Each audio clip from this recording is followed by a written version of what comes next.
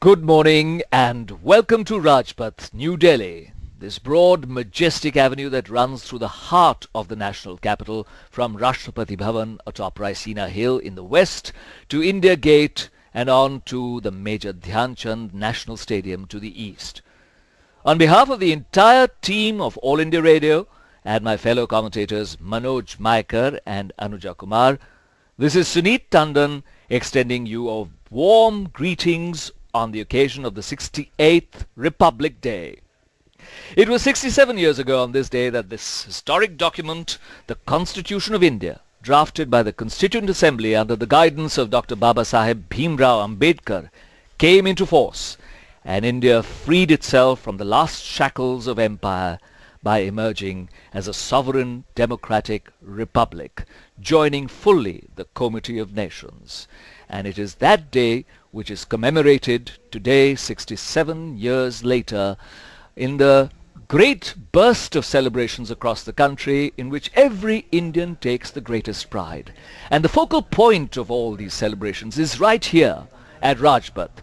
We are located in the All India Radio booth, just a little to the left towards the west of the main saluting dais, from which the President, accompanied by the chief guest of this year's parade and the Vice President and Prime Minister, will be reviewing the parade that passes by down Rajpath from the direction of Rashtrapati Bhavan towards India Gate and beyond. And it's a marvelous scene out here today. This is the focal central celebration of the many celebrations that happen over India, and therefore there's an air of expectation, excitement at the hundreds and thousands of people who have gathered here from early morning, braving the early morning chill of Delhi, coming and assembling here at Rajpath to witness this wonderful occasion. To give you a feel for the atmosphere and the festive decorations that have been put up specially for this very special occasion, let me hand you over to my colleague Anuja Kumar. Thank you, Sunit. In moments from now, this gleaming Rajpath ride from Rashtrapati Bhavan on my left to the India Gate on my right will come alive with its beauty and splendor. The scene at Rajpath here in Delhi is oozing with patriotism, unity and echoes of progress and success our nation has achieved. Glorious colors of saffron, white and green seen everywhere, depicting the tricolor of our national flag.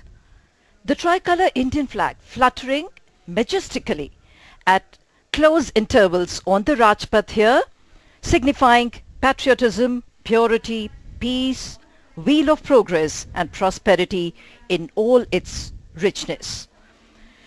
Today is the day of optimism, and the enthusiasm is palpable on one and all here, with everyone having a smile on their face. Right in front of the saluting dais, towards our right, is the flag post on which our national flag is rolled up to be unfurled soon by our Honorable Prime Minister, who is expected to arrive here. From the commentators' booth, what I can see is a mass of humanity braving the tight security and taking best position to get the view of the parade and the cultural pageant. A small correction, the flag will be unfurled in national salute at the time at which the President takes the national salute, and assisting in hoisting the flag at that point will be Flying Officer Harsimranjeet Kaur.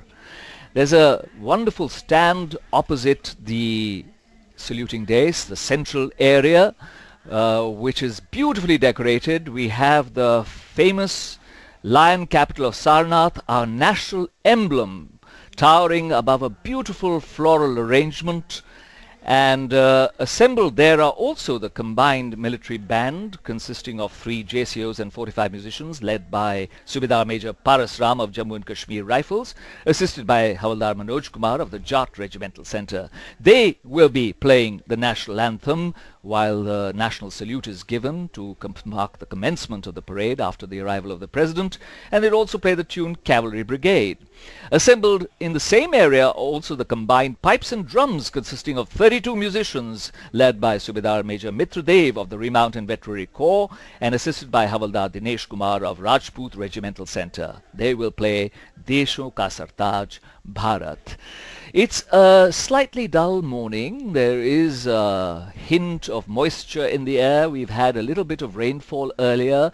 The sky is somewhat overcast and it's a bit grey, but we hope that the sun will come out shortly, and I'm sure the sky is quite clear enough for the majestic and completely thrilling climax that takes place of this parade, which is the flypast. There's always a concern, will the weather gods be kind enough to let the flypast proceed unhindered? And I think that all indications are that that will be the case this year as well.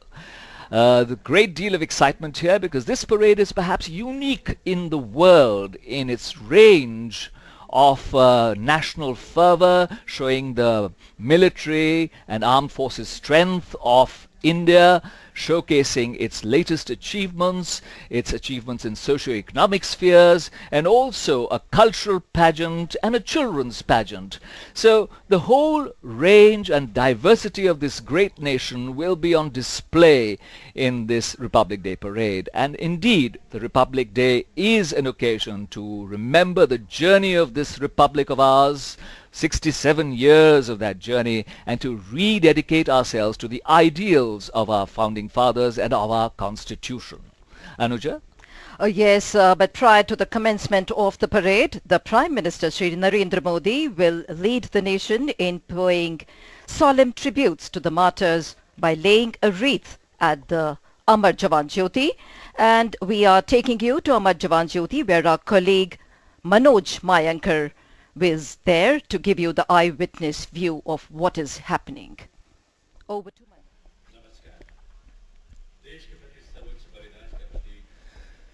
Thank you, Anuja. Thank you, Suneet. On the 68th Republic Day, heartiest felicitations to Indians across the length and breadth of the country and Indians living across the globe. Heartiest greetings especially to our soldiers posted on our land and maritime borders and also in the hinterland, who, even as we speak, relentlessly continue guarding the country and her citizens with selfless, arduous zeal.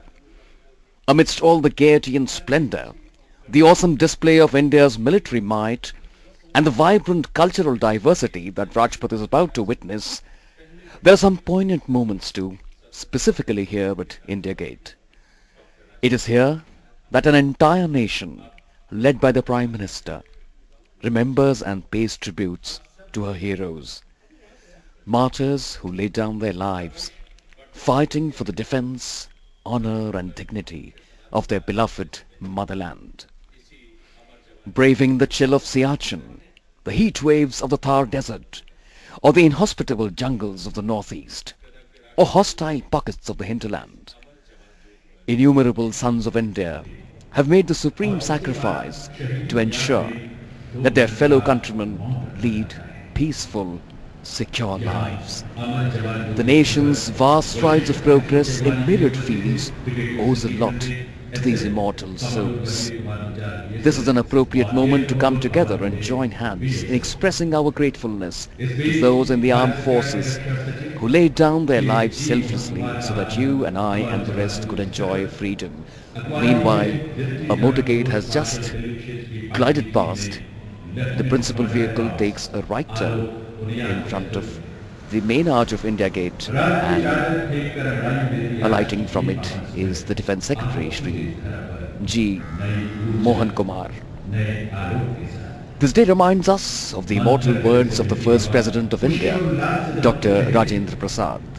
Quote, "We must rededicate ourselves on this day to the peaceful but sure realization of the dream that had inspired the father of our nation and the other captains and soldiers of our freedom struggle. The dream of establishing a classless, cooperative, free and happy society in this country." Meanwhile, from our left, a motorcade glides in briskly towards the western tarmac of India Gate. It's a combination of blue motorcycles, sedans and jeeps. The principal vehicle blue in color, gradually takes a right turn towards the arch of India Gate and comes to a halt. Alighting from it is the Chief of Air Staff, Air Chief Marshal B.S. Dhanova.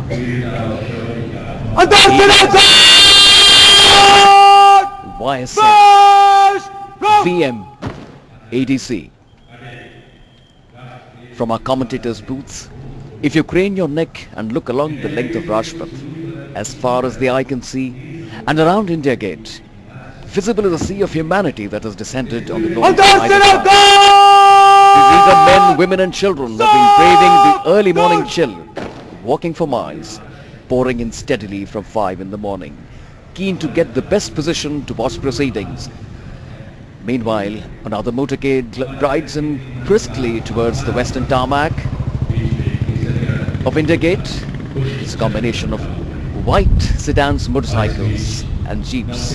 The principal vehicle, white in color, gradually takes a right turn towards the arch of India Gate and comes to a halt. Alighting from it is the Chief of Naval Staff, Admiral Sunil Lamba, BVSM, VSM.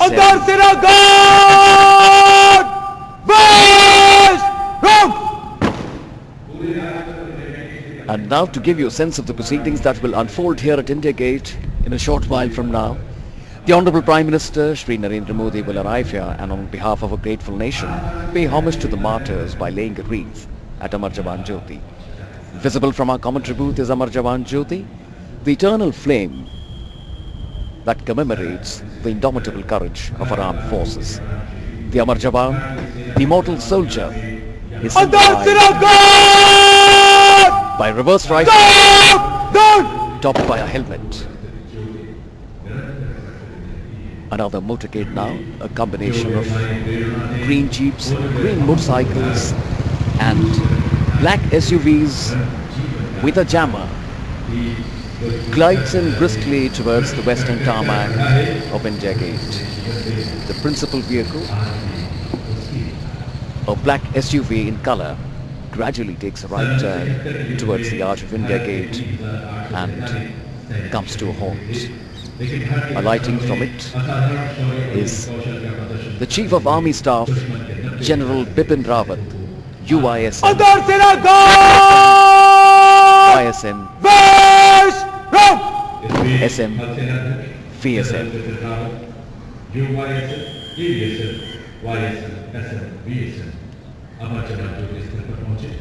After the Prime Minister arrives here and lays the wreath, the Guard Commander of the Inter-Services Guard of Honor arms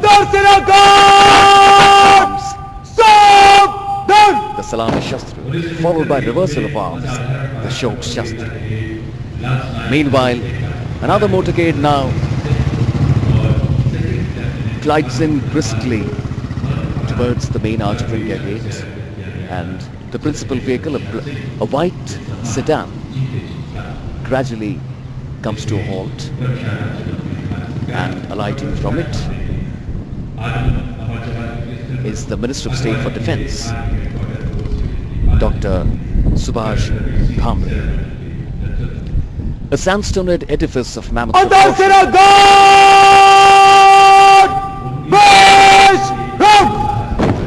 India Gate stands tall and imposing, gazing proudly at us, surrounded by a vast backdrop of green lawns with tarmac and gravel surrounding it.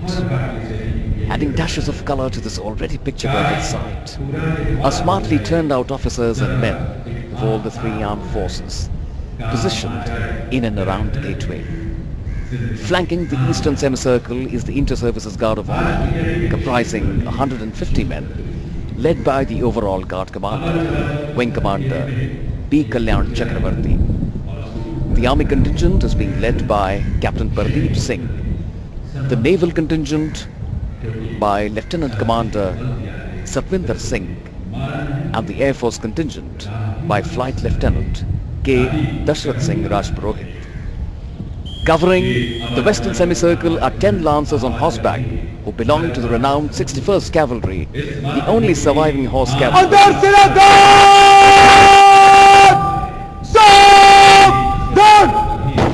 The inner guard comprises 7 men each from the Army, Navy and Air Force.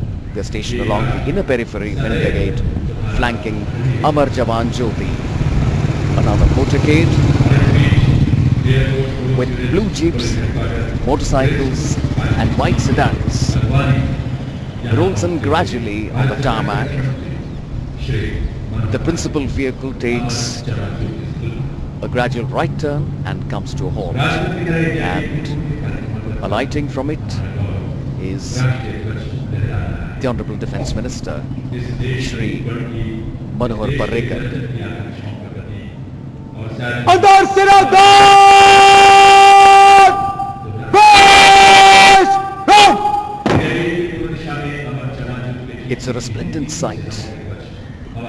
Men of the 61st Cavalry, these lancers in their ceremonial winter uniform, dark blue tunics, white breeches, black riding boots, gold kamarband and a golden blue pagadi, astride a colourful saddle on their beams. The majestic India Gate was built as a memorial to commemorate the 70,000 Indian soldiers who laid down their lives in World War I in the Northwest Frontier Operations and the Third Afghan War in 1990. Their names are inscribed on the outer walls.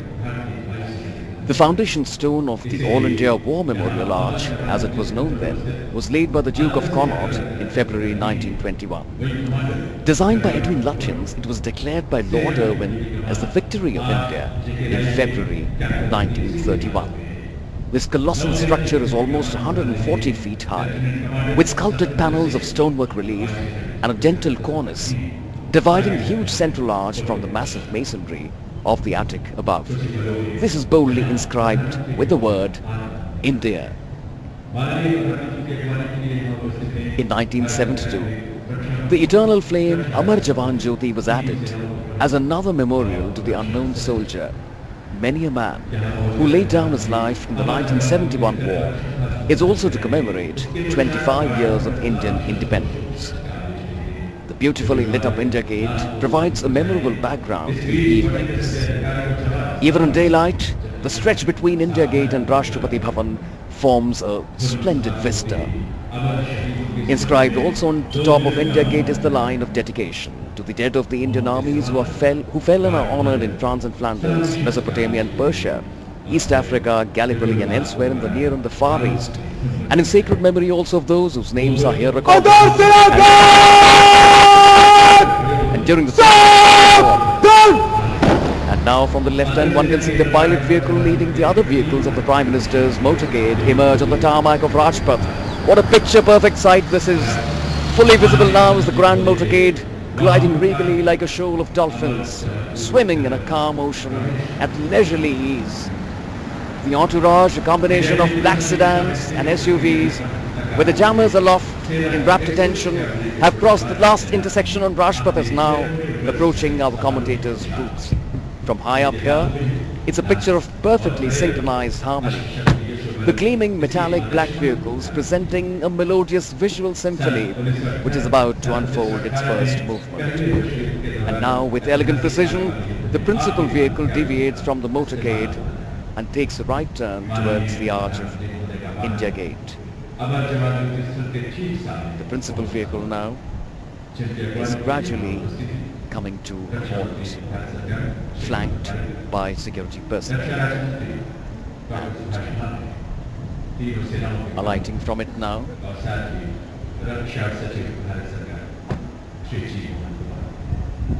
is the Honorable Prime Minister Shri Narendra Modi, dressed in a white kurta pajama, a grey waistcoat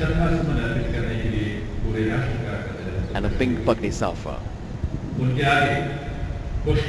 Along with the three chiefs, Minister of State for Defence and the Defence Minister, the Honourable Prime Minister now, along with two reed bearers, in a slow march towards Amar Jawan Jyoti. Amar Jawan Jyoti, the eternal flame, the tribute to the immortal soldier, is a compelling reminder to all of us of the noblest of all virtues, that is patriotism. It enlightens us about our paramount duty to our nation, our motherland, as dear and sacred as our own. India has had a proud heritage of the noblest patriots who sacrificed their all, even laid down their lives for the cause of their motherland when the need arose. The Prime Minister now has laid the wreath at Amar Jawan. अंतर सेनागार सलामत शस्त्र अंतर सेनागार शस्त्र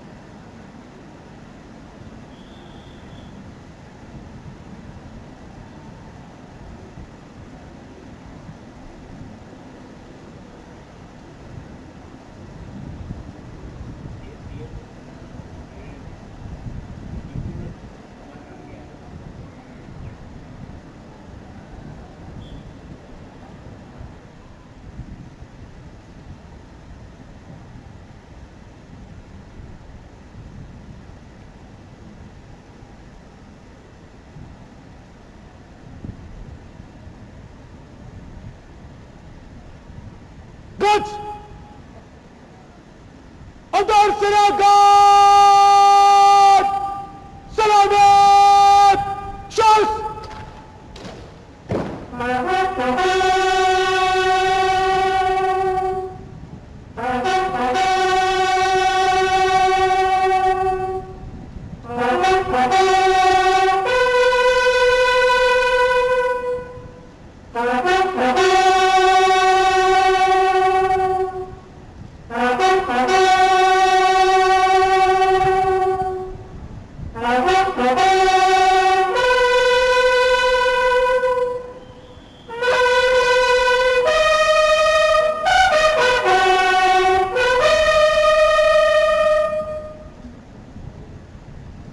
अंतर सेनागार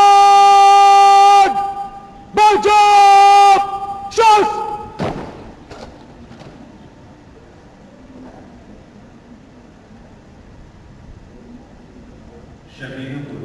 After the 2-minute silence following the last post, The rouse was sounded. The rouse is traditionally the lively trumpet or bugle call to signal soldiers that it is time to rise and prepare for a new day. In a deeper context, it signifies that life goes on anew, irrespective of the circumstances, giving hope and strength to prepare one and all to face new challenges as life has to go on.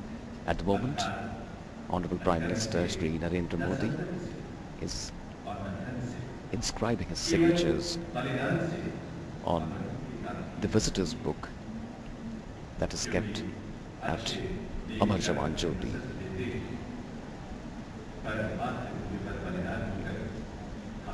Visible to us through the arch of India Gate is Amar Jawan Jyoti. It is in the form of a raised red granite platform on which 4 gas-lit brass cauldrons have been placed. The Prime Minister now shaking hands with senior army officials present here, one by one, and briskly walking towards his vehicle. Honorable Prime Minister greets everyone present here, and in a short while from now, the Prime Ministerial motorcade will encircle India Gate as a mark of respect to the martyred soldier. And as the Prime Ministerial motorcade begins to encircle India Gate anti-clockwise, this poignant moment reminds us of a poet's interpretation of a fallen soldier's last wish on the battlefield. Bidding adieu to this beautiful world, I'm leaving on a long, long journey. Don't you let tears roll down, my friends, even when you no longer see me. With my speech breaking into fragments, I last extend you my shaking hand. Promise me one last time, my countrymen, that you'll deeply love our motherland. May I anoint my blood-stained forehead with the sacred dust of a handful. Please turn me slightly closer. I'll kiss Mother India and be grateful. May I have one final look at our tricolour fluttering high. Please sing for me once and for all our national anthem before I say goodbye. Who knows where I'm headed to, whether I'll ever be able to return, or am I destined to be honoured with the supreme gift of being immortal? Dreaming of a safe, secure, smiling India, I approach the finish line in this race. Do abide by with what my last breath says. Don't you stop by for me, my friends. March ahead, march ahead. And as the last vehicle of the Prime Minister's motorcade crosses the last lamppost to our left, we take you back to the saluting base for an eyewitness account of the grand parade and the cultural pageant about to unfold on Rajpath. It's over to Suneet Tandon. Thank you very much indeed, Manoj, for that account of the very moving and solemn ceremony of paying homage at the Amar Jawan Jyoti, the homage being led by the Honourable Prime Minister Shri Narendra Modi. A grateful nation remembers all those who made the supreme sacrifice in defense of the motherland.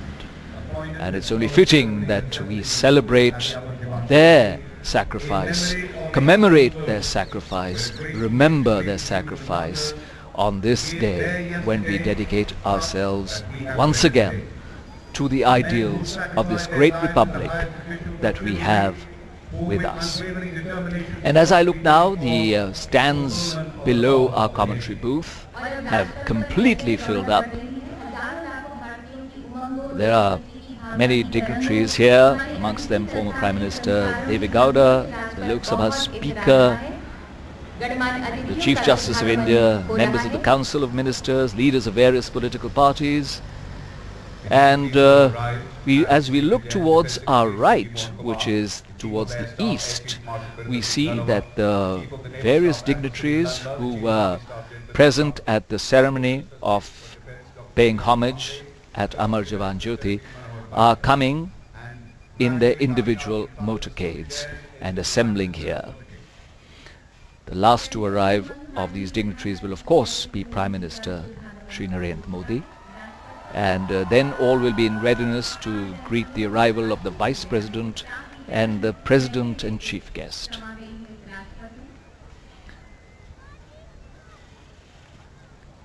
There are great enthusiastic cries from the members of the audience who are assembled here, including the dignitaries.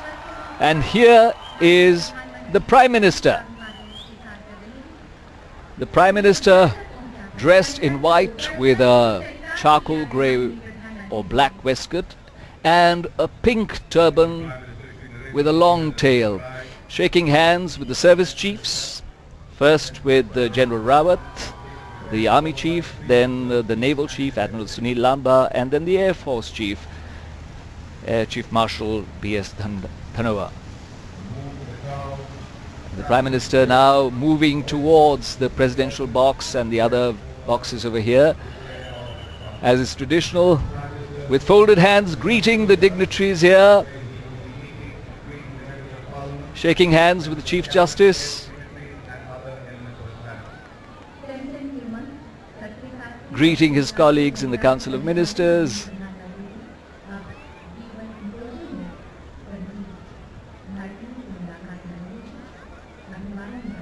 Much excitement here. The crowd is so enthusiastic.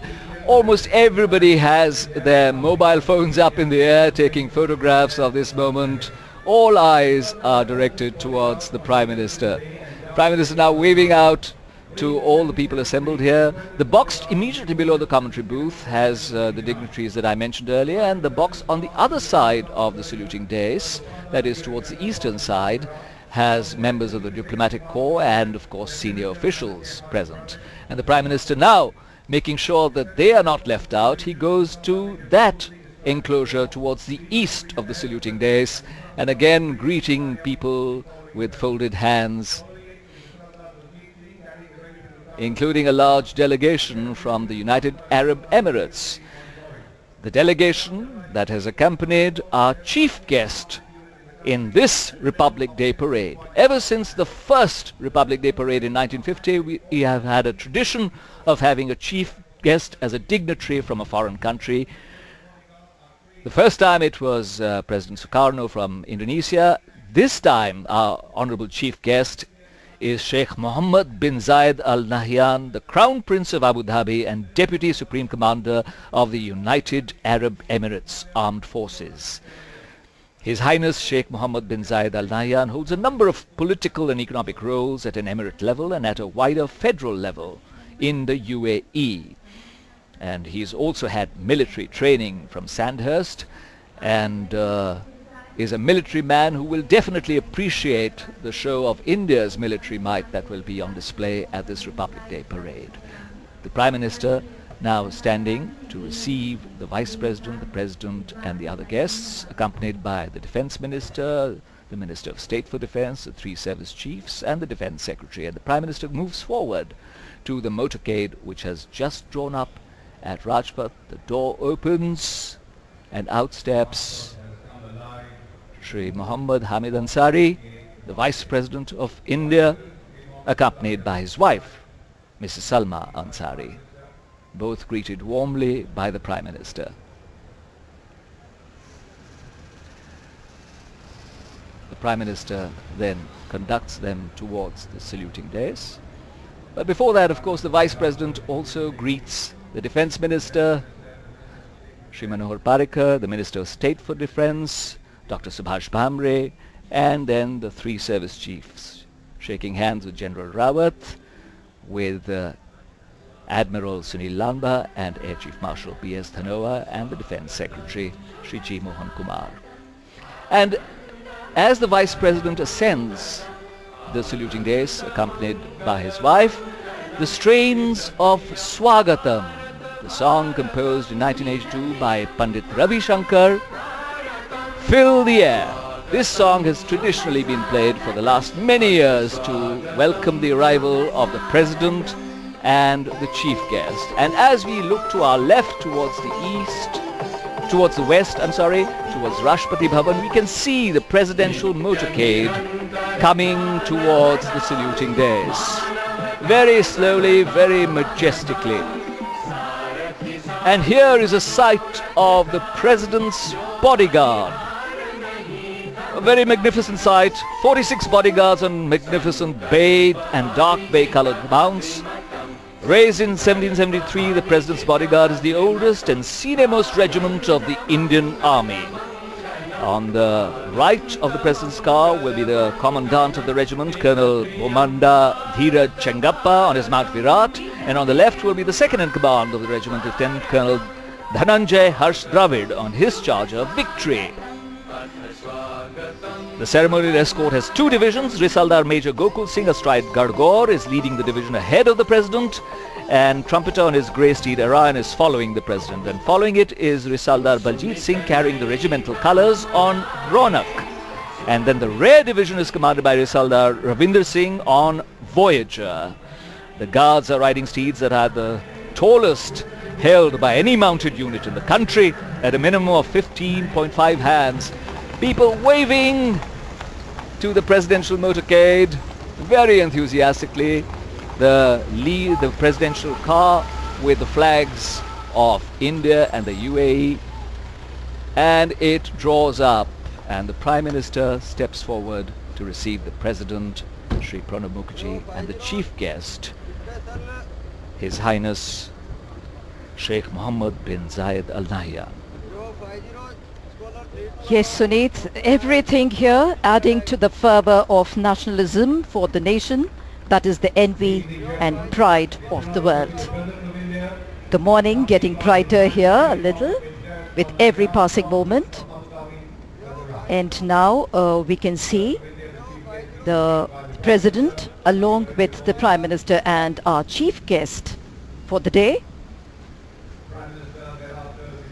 moving towards the saluting dais, but before that he's shaking hands with the Minister and the three defense chiefs, the Chief of the Army, Navy and the Air Force.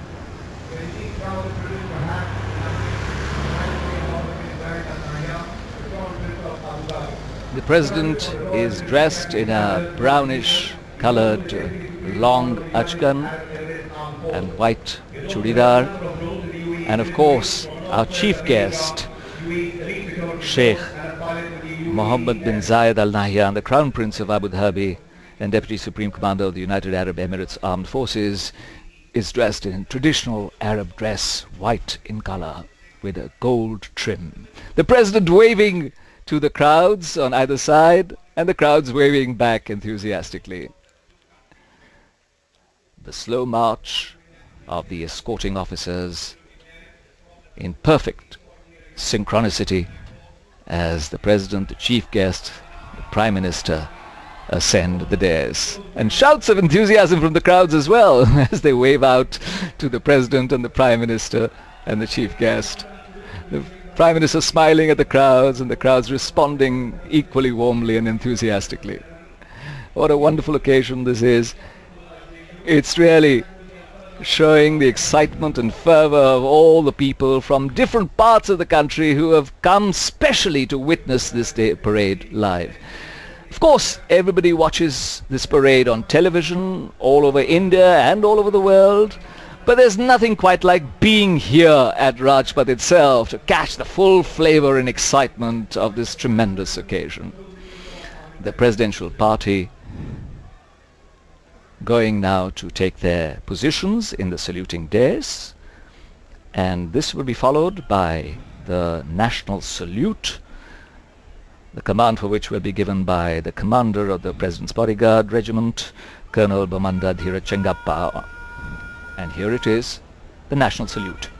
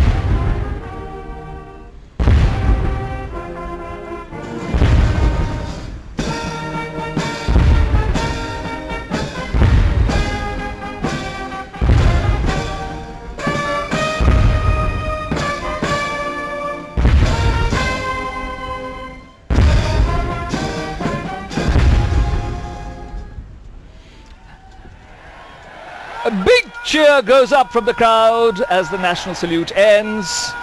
The national flag is now unfurled on the main flagpole here. Assisting in the hoisting of the flag was Flying Officer Harsimranjit Kaur. What a proud moment this must be for her.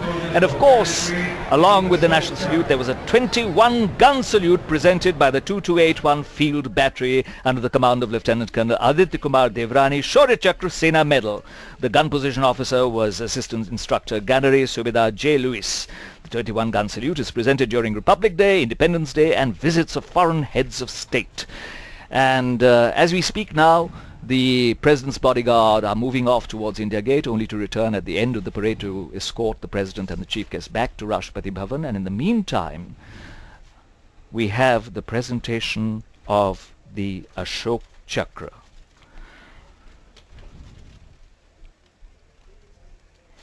Yes, Sunit, eyes are moist, reminding us of the great heroes who sacrificed themselves selflessly. While we commemorate the heroism of our armed forces and salute their dedication, sacrifice and courage, we feel inspired by them too. Mrs. Chasin Labang Dada, the wife of Havaldar Hangpan Dada, 2016 to receive the award. Jammu Kashmir के कुपवाड़ा जिले के Nowgam sector में सेना के ठिकानों से जब आतंकवादियों का संपर्क टूट गया, तब हवलदार हंगपन दादा को अपने दल के साथ आतंकवादियों को पकड़ने का दायित्व सौंपा गया। अपने विवेक और समझ से पूर्व कमांडो दुर्गम, बर्फीले, ऊंचाई वाले क्षेत्र में इतनी तीव्र गति से आगे बढ़े कि आतंकवादियों के बच निकलने का रास्ता बंद हो गया और इससे आतंकवादी अचंभित रह गए। आतंकवादियों द्वारा भारी और अचूक गोलीबारी से दल के आगे बढ़ने का रास्ता रोक दिया गया। अपनी सुरक्षा की बिल्कुल भी परवाह किए बगैर हवलदार हंगपन दादा एक ओर सरक कर पत्थरों और बोल्डरों के पीछे छिपे आतंकवादियों के बहुत नजदीक गए, जिसके कारण उनके साथियों की जान बच गई। अनुकरणीय साहस और अपनी सूझबूझ का इस्तेमाल करते हुए उन्होंने 2 आतंकवादियों को नजदीक से मार गिराया। इस गोलीबारी में वे गंभीर रूप से घायल हो गए, लेकिन अपने जख्मों की परवाह किए बिना उन्होंने बचे हुए आतंकवादियों का पीछा किया। तभी उनका सामना तीसरे आतंकवादी से हुआ, जिसे उन्होंने सर्वोच्च बलिदान करने से पहले हाथापाई में मार गिराया। इस प्रकार हवलदार हंगपन दादा ने ऑपरेशन के दौरान 3 आतंकवादियों को अकेले ही मार गिराया।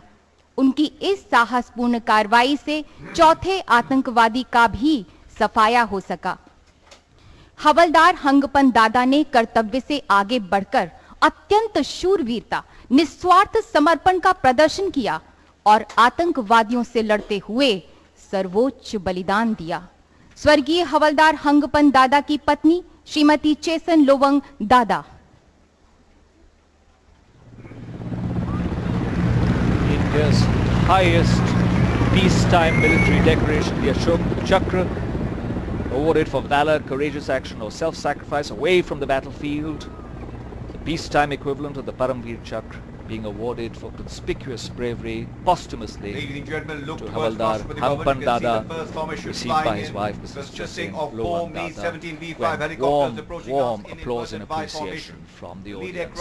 And as we look towards our left now, towards the west, here is the commencement of the parade.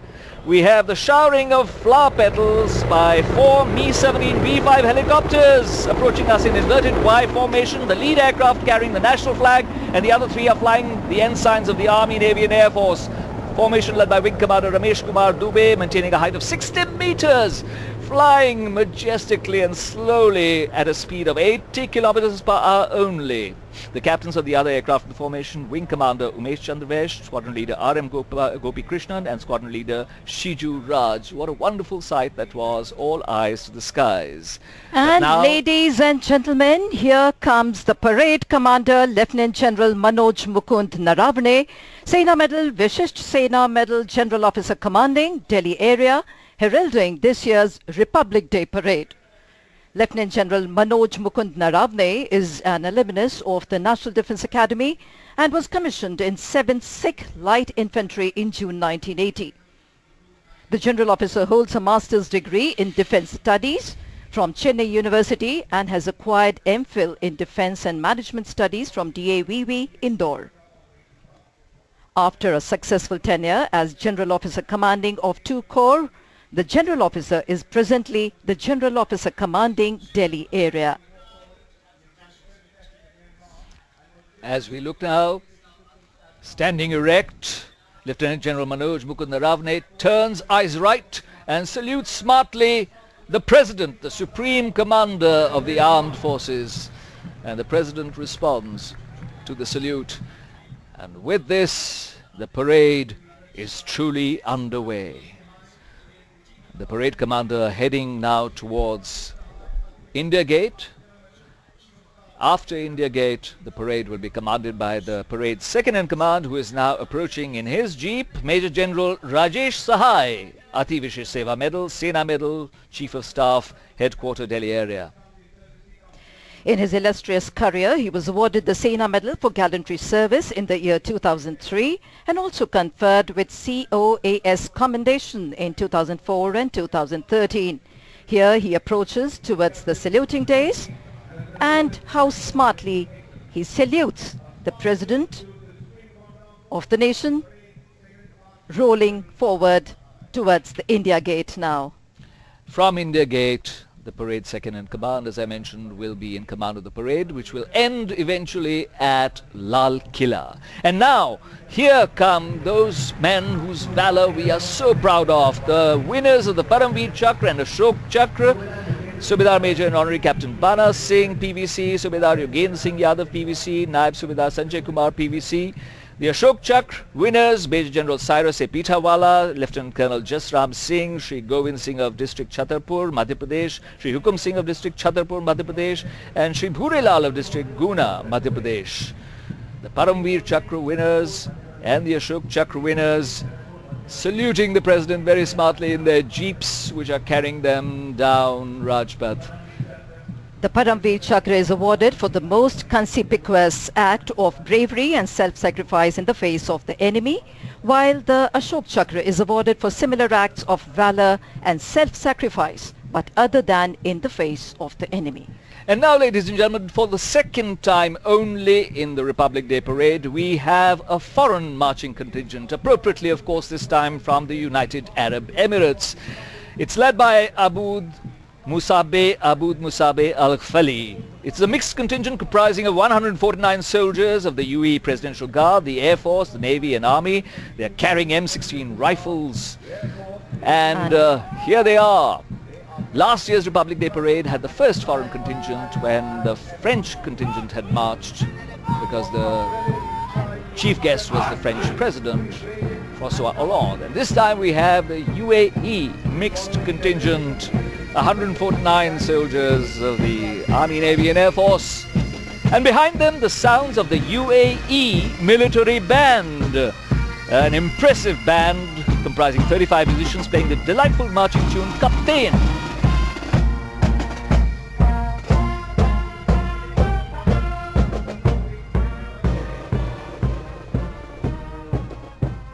And following this band, the first contingent coming towards the saluting days is 61 Cavalry led by Captain Preetham Mishra. This is the only serving active horse cavalry regiment in the world, which was raised on 1st of August 1953 with the amalgamation of all the state horse cavalry units. Oh, what a beautiful sight it is, majestic. All the soldiers holding flags with red and white horizontal stripes. These are pennants, red and white, red above the white, signifying blood before surrender. The cap badge of the regiment is the double-headed eagle inherited from the Mysore state badge. The regiment rides on in keeping with its motto, Ashwa Shakti Yashobal, meaning horsepower forever supreme. All of us so proud of this, the only serving active horse cavalry regiment in the world, and it's wonderful to be able to see them at the Republic Day Parade. And now we have the Mechanized columns, the tank T-90 Bhishma coming, led by Lieutenant Vishesh Tiwari of the 58th Armoured Regiment. This regiment was raised on the 1st of October 2014. T-90 Bhishma is fitted with a thermal imaging system, ERA panels and an integrated fire control system. The tank is armed with a 125mm smooth bore gun. It functions on the hunter-killer concept, and what an impressive sight in its camouflage colors these T-90 Bhishma tanks are. The turrets swiveling to the right and the commander smartly saluting the president as the gun barrels dip in salute. The next contingent is of the Infantry Combat Vehicle BMP-2K of the 10th Battalion of the Brigade of the Guards. Captain Vaibhav Thote is the column commander. The armaments provided enable the vehicles to fight against different targets including tanks and combat helicopters. The gun and the PKT can rotate 360 degrees and are capable of firing in all directions. The battalion has been conferred with 1 Ashok Chakra, 1 Param Vishishta Seva Medal, 2 Kirti Chakra, 11 Shaurya Chakra and many more other awards. Motto of the regiment is Pehla Hamesha Pehla, and war cry is Garud Ka Hoon Bol Pyare. And now a truly impressive sight coming up, the BrahMos weapon system. A detachment of the 861 Missile Regiment, the mobile autonomous launcher of the BrahMos missile system, led by Captain Sunit Lopez. The missile has been developed as a joint venture between India and Russia and has a maximum range of 290 kilometers, which can strike targets deep inside enemy territory with precision and devastating effect. The unit motto is "Do it right, first time, every time," which assures the ultimate in war. The huge barrels tilted at about 45-degree angles of the BrahMos weapon system are truly an awe-inspiring sight right now, with flashing lights on the front cab. And behind that, the weapon locating radar Swati. Yes, the next detachment is of the weapon locating radar Swati, and indigenous radar jointly designed and developed by the Electronics and Radar Development Establishment, LRDE, DRDO and Bharat Electronics Limited, Bangalore, and is led by Subedar Pramod Kumar. WLR Swati uses highly advanced digital receiver transmitter programmable signal processor, radar data processor to extract even feeble echoes reflected by mortars and shells. They are near the saluting dais now and saluting smartly on their right and moving forward. And next coming up is the CBRN reconnaissance vehicle of the CBRN company of 475 Engineer Brigade, led by Major P.K. Morolia. The CBRN testbed company was raised in 2010. This reconnaissance vehicle is the most advanced reconnaissance vehicle built indigenously to operate in a chemical, biological or radiological environment. It's been jointly developed by the Defence Laboratory Jodhpur, VRD Ahmednagar, R&D Engineers Pune and DRDE Gwalior. And coming up next following this is the detachment of the Transportable Satellite Terminal Vehicle from the Corps of Signals, led by Captain Tamanna Bhasin and Captain Inderpal Singh of 2 Army Headquarters Signal Regiment. Motto of the Corps of Signals is Tivra Chaukas. Just look at the antenna, the dish antenna on top of the vehicles. They really do intimate to anybody who looks at them that they are state-of-the-art defense communication networks. Behind that we have the Akash weapon system of 27 Air Defense Regiment, Missile Regiment, led by Captain Anendra Bansal and Lieutenant Garima. The regiment has converted from L-70 Regiment to an Air Defense Missile Regiment. 27 Air Defense Regiment is the first unit of the Indian Army which is being equipped with the Akash weapon system, which was first indigenously developed air defense system capable of firing short-range surface-to-air missiles against the enemy's aerial platforms. The system has a capability of carrying out surveillance of airspace up to 150 kilometers and effectively engaging hostile aerial platforms up to 25 kilometers. The regiment has been awarded the honour titled Amritsar Airfield for 1971 operation. The regiment is the most decorated unit in the Corps of Army Air Defence with a tally of 5 Veer Chakras and 6 Sena medals. The front vehicle had the troop-level radar and the rear vehicle has the Akash army launcher with these deadly missiles pointing towards the sky in their colours of white and olive green. Approaching the saluting days under Captain Nachiket Sanjay Karodpati of 138 Medium Regiment is the 155 by 45 caliber Dhanush gun system developed and manufactured by Indian ordnance factories.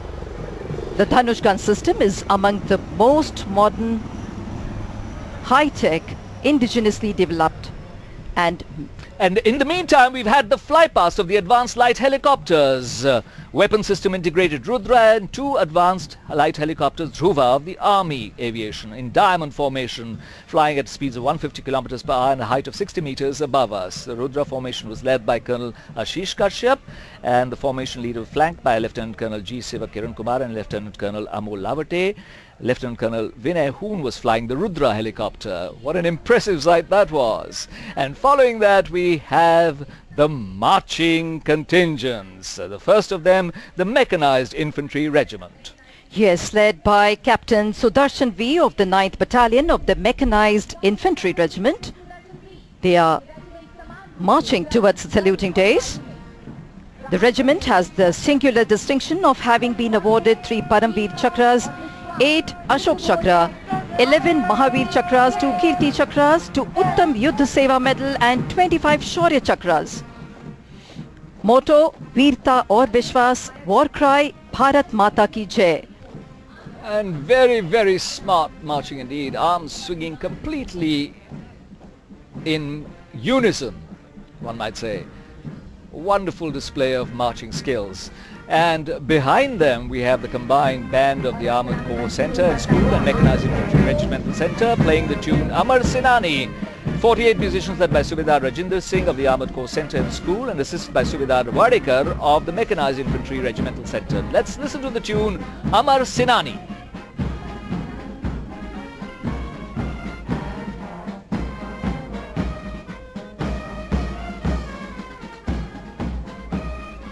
In the meantime, there's a bit of rain also and some umbrellas have opened out, but most other people are not bothering with the umbrellas. They are so enthusiastic that they couldn't be bothered with the little rain. The Bihar Regiment coming up next, led by Captain Rahil Rawat of the 15th Battalion of the Bihar Regiment. Since independence, the regiment has superbly fought during the liberation of Goa, the Sino-Indian War of 1962, the Indo-Pak Wars in 1965 and 1971, and Operation Pavan in Sri Lanka. The motto is Karm Hi Dharm and the war cry Bol Bajrang Bali Ki Jai. Following this, the next smartly marching contingent is of the 9 Gorkha Rifles led by Major Gaurav Hriday of 4x9 Gorkha Rifles. Gorkha Rifles have participated in World War I and World War II and became part of the Indian Army after independence.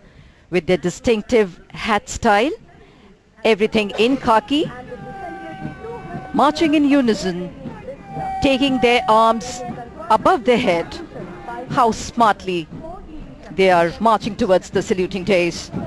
The motto of the contingent, Hukum Lai Jawab China, Kam Lai Ukhati China. The war cry, Jai Mahakali, Ayo Gorkhali.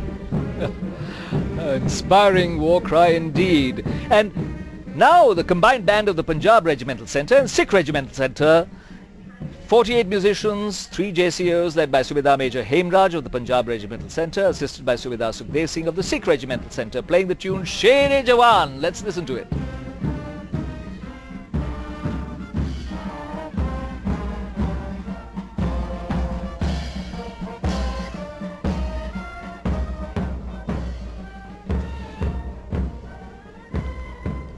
Following the combined band of Punjab Regimental Centre is the contingent of the gallant Gorkhas of the 5 Gorkha Rifles of 58 Gorkha Training Centre, led by Lieutenant Roshan Kumar Yadav of 5x8 Gorkha Rifles, Sirmaur Rifles. What a breathtaking sight it is. The arms going above their head in unison, perfectly synchronized, marching towards the dais and giving way to yet another exciting beat of the band.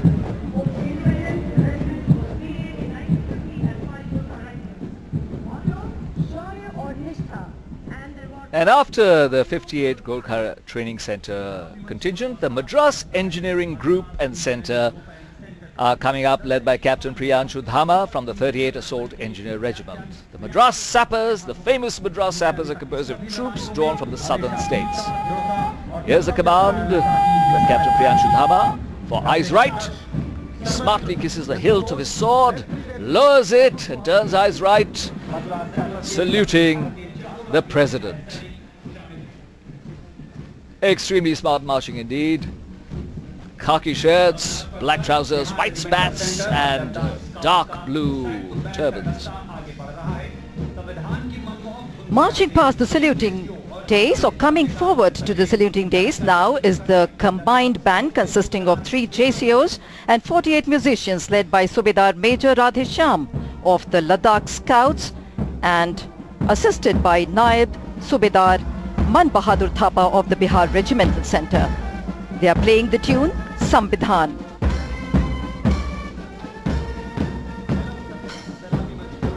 And now coming to view are the orange-coloured turbans of the 103 Infantry Battalion Territorial Army Sikh LI Light Infantry, led by Major Gurpal Singh Dhanju, whose voice you can hear now, giving the command for eyes right.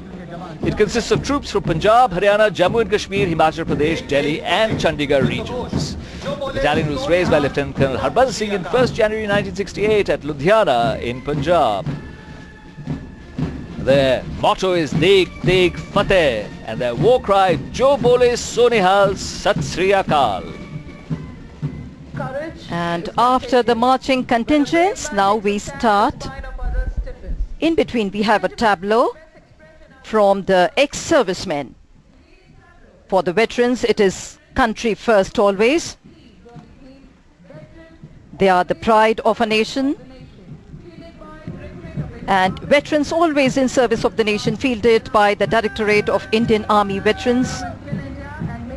Yeah, it's a wonderful tableau indeed. It's got photographs of some distinguished veterans such as Marshal of the Air Force Arjun Singh, Sam Manekshaw, General Sam Manekshaw, and it depicts the various fields in which ex-servicemen are active in our economic and social life: telecom, tourism and hospitality, agriculture, construction, so many other fields that they contribute to even after they have already contributed their all to the nation in service in the armed forces. And behind them we have the smartly dressed appearance of the Naval Brass Band, led by Bandmaster Ramesh Chand Katoch, Master Chief Petty Officer, Musician First Class, participating in the Republic Day Parade for the 28th year in succession and leading this band for the 19th time at the Republic Day Parade. What a proud moment and what a record that must be. Playing the tune Jai Bharati.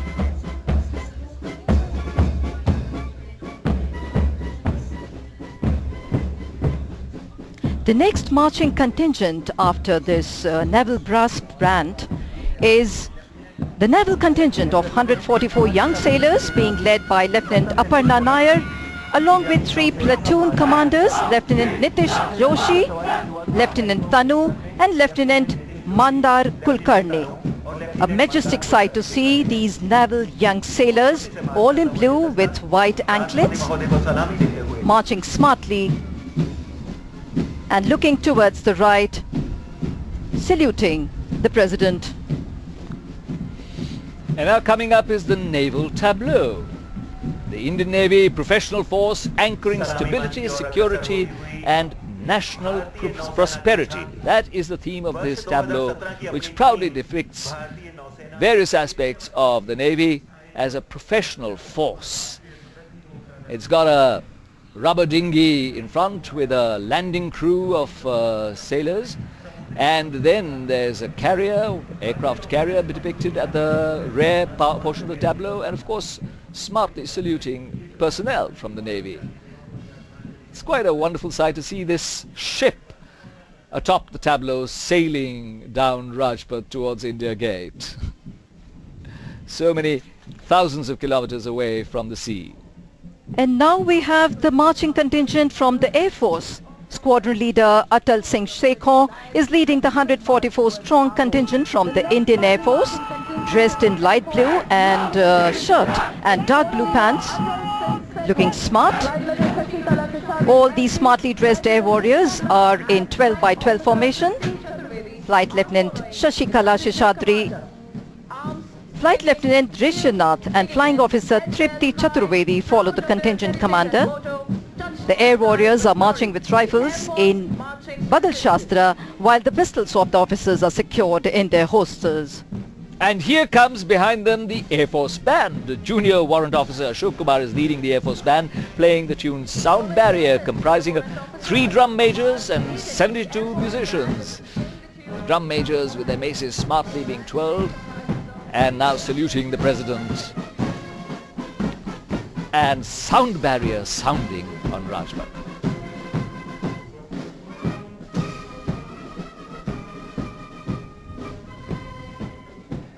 And now we have the Air Force tableau. It depicts air dominance through network-centric operations, depicting the modernization of the Indian Air Force. It shows various roles undertaken by the IAF to safeguard national assets while optimally exploiting network-centric elements.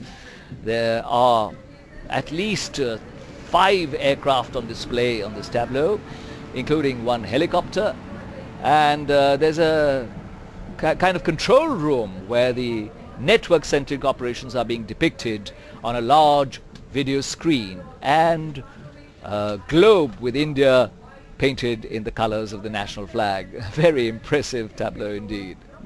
And giving way to this imposing section, majestically approaching the Rajpath, is the Advanced Towed Artillery Gun System ATAGS, whose contingent commander is Captain Sabri PM of 307 Medium Regiment. This is part of the Defence and Research Development Organization DRDO equipment columns.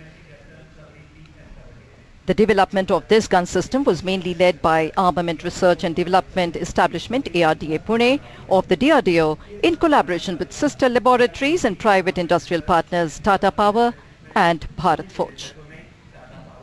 It is capable of achieving a range of 47 plus kilometers and has undergone firing trials successfully. And behind that, the medium power radar Arudra, led by squadron leader Manish Rai. It's been indigenously developed by the Electronics and Radar Development Established LRDE, Bengaluru of DRDO. It's the first indigenous rotating active phase array multifunction radar with digital beam forming technology. It covers 360 degrees in azimuth and is capable of performing volumetric surveillance to detect and track aerial targets up to 400 kilometers in range and 30 kilometers in altitude. A very impressive sight indeed. And coming in front of us is the Camel contingent of the BSF under the command of Deputy Commandant Kuldeep Sirvi on regal camels of the BSF, or as we call the camels, the ships of the desert. They're looking so magnificent, Anuja. Yeah. They're caparisoned in so many different colorful items. I believe there are 75 different items of dress that are necessary to ceremonially dress camels and riders of the BSF. And this is a sight that everybody looks forward to because, again, it's a one-of-a-kind sight in the world. Yes, Here so they it's are, with colors of saffron and red and white, and those proud turbans carrying their rifles atop them as the camels move slowly in their swaying gait towards India Gate. And behind them, again, a unique one-of-a-kind band in the world, the BSF Camel Band. The camel-mounted band of the BSF, led by Bandmaster Inspector Pularam Rana, and they're playing the tune Hum Hai Seema Suraksha Bal. It's a magnificent task to perform on these instruments atop the swaying movements of the camels. And this band is a permanent feature in the desert and Marwar festivals of Rajasthan. We can see how they are a tremendous attraction. We can see a riot of colors here, really. In saffron, they are dominating the Rajpath like anything.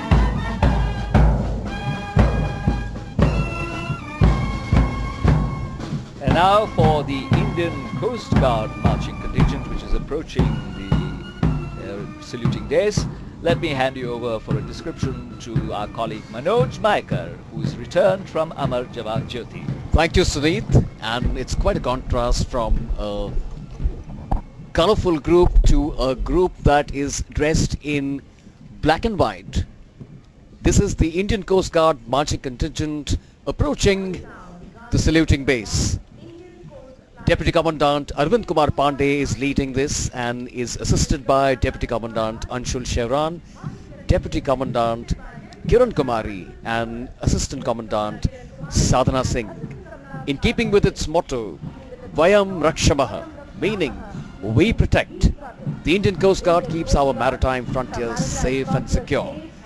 The force comprises 125 surface units, 62 air assets, and has apprehended over 13,000 illegal miscreants with over 1,500 boats at sea.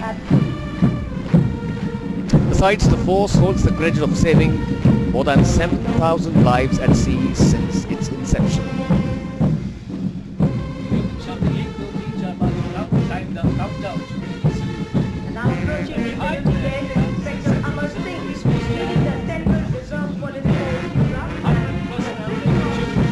देश के हम हैं रक्षक. Let's listen to this tune.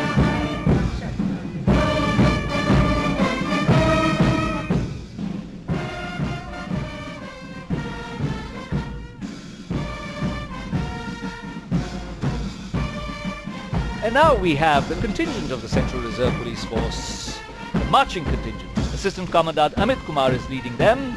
148 personnel marching past the saluting days. The CRPF unit, men from that are deployed in different parts of the country on an anti-Naxal and other law and order duties. It's the largest and also one of the oldest paramilitary forces in the world. I love their headgears, Sunit, with golden and red crested headgears. Yes, the turras are really magnificent and rather larger than those of most other uniforms, and it's looking wonderful to see them all of an equal height marching with such symmetry.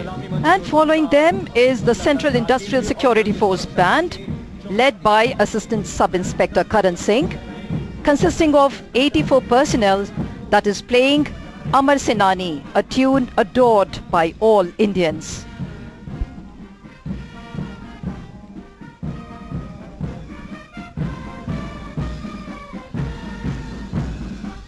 They are in front of the saluting days now, saluting and then marching ahead. And now another riot of color marches towards the saluting base now. This is the Central Industrial Security Force marching contingent with bright yellow headgear, their khakis and whites. Look how Hands smartly in they unison. raised their legs as they saluted. Raised them really high, higher than their waists, and then stamped on the ground on the salute. This is the perfect AD Panjaro. Deputy Commandant Abhishek Chaudhary leads this contingent comprising 148 personnel marching briskly. And behind them, playing the Delhi Police song, is the bandmaster Sub-Inspector Jagjit Singh, who's leading the Delhi Police band comprising 68 personnel, including 4 sub-inspectors. In their white shirt and blue trousers and white anklets, the trumpets in their hand shining as ever.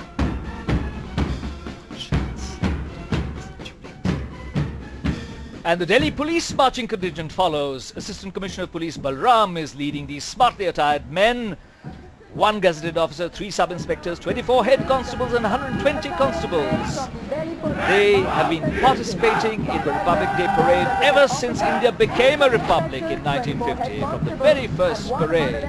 And they have been adjudged the best marching contingent 14 times. And let's see if they are contenders for the best marching contingent this year as well. And now, for the very, very first time on the Republic Day Parade, a contingent from the National Security Guard, the NSG, popularly known as Black Cat Commandos. What a sight they are! On the trot, the force all dressed in black. There's a contingent here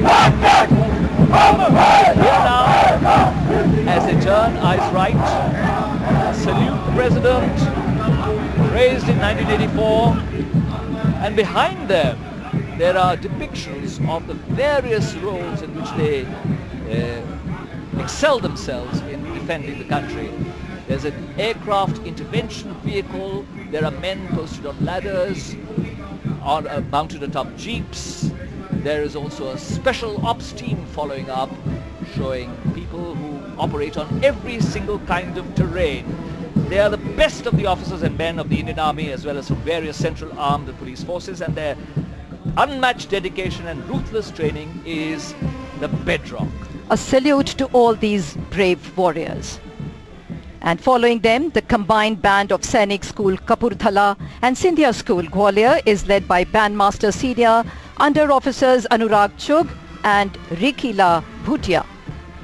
The combined brass band comprises 90 cadets from Scindia School Gwalior and Sainik School Kapurthala.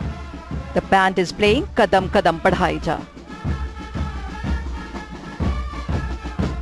It's lovely to hear that wonderful tune made famous by the Indian National Army of Netaji Subhash Chandra Bose, the tune composed by Ram Singh. And behind them we have the NCC Division, Senior Division Boys Marching Contingent. Senior Under Officer Rajendra Brala of the 3 Haryana NCC Battalion leads the 147 young and smart Senior Division Cadets Marching Contingent. The cadets have been drawn from all the directorates of NCC. With commitment to character and community development, leadership and adventure, the NCC has approximately 14 lakh cadets on its rolls. Smart-looking cadets now saluting and crossing the saluting days. As a former NCC cadet, I can tell you how proud each one of those cadets would be to take part in the Republic Day Parade. For the competition to get here is intense. I share your sentiments, Sunit. And following closely is some girl power. This is the girls' NCC band of the Birla Balika Vidyapeeth Pilani and is led by Senior Under Officer Toshini Singh, Under Officer Gauri Agrawal and Sergeant Samriddhi. This band comprises 52 cadets from the NCC Directorate of Rajasthan. They are playing the tune Sare Jahan Se Acha, Qaumi Tarana.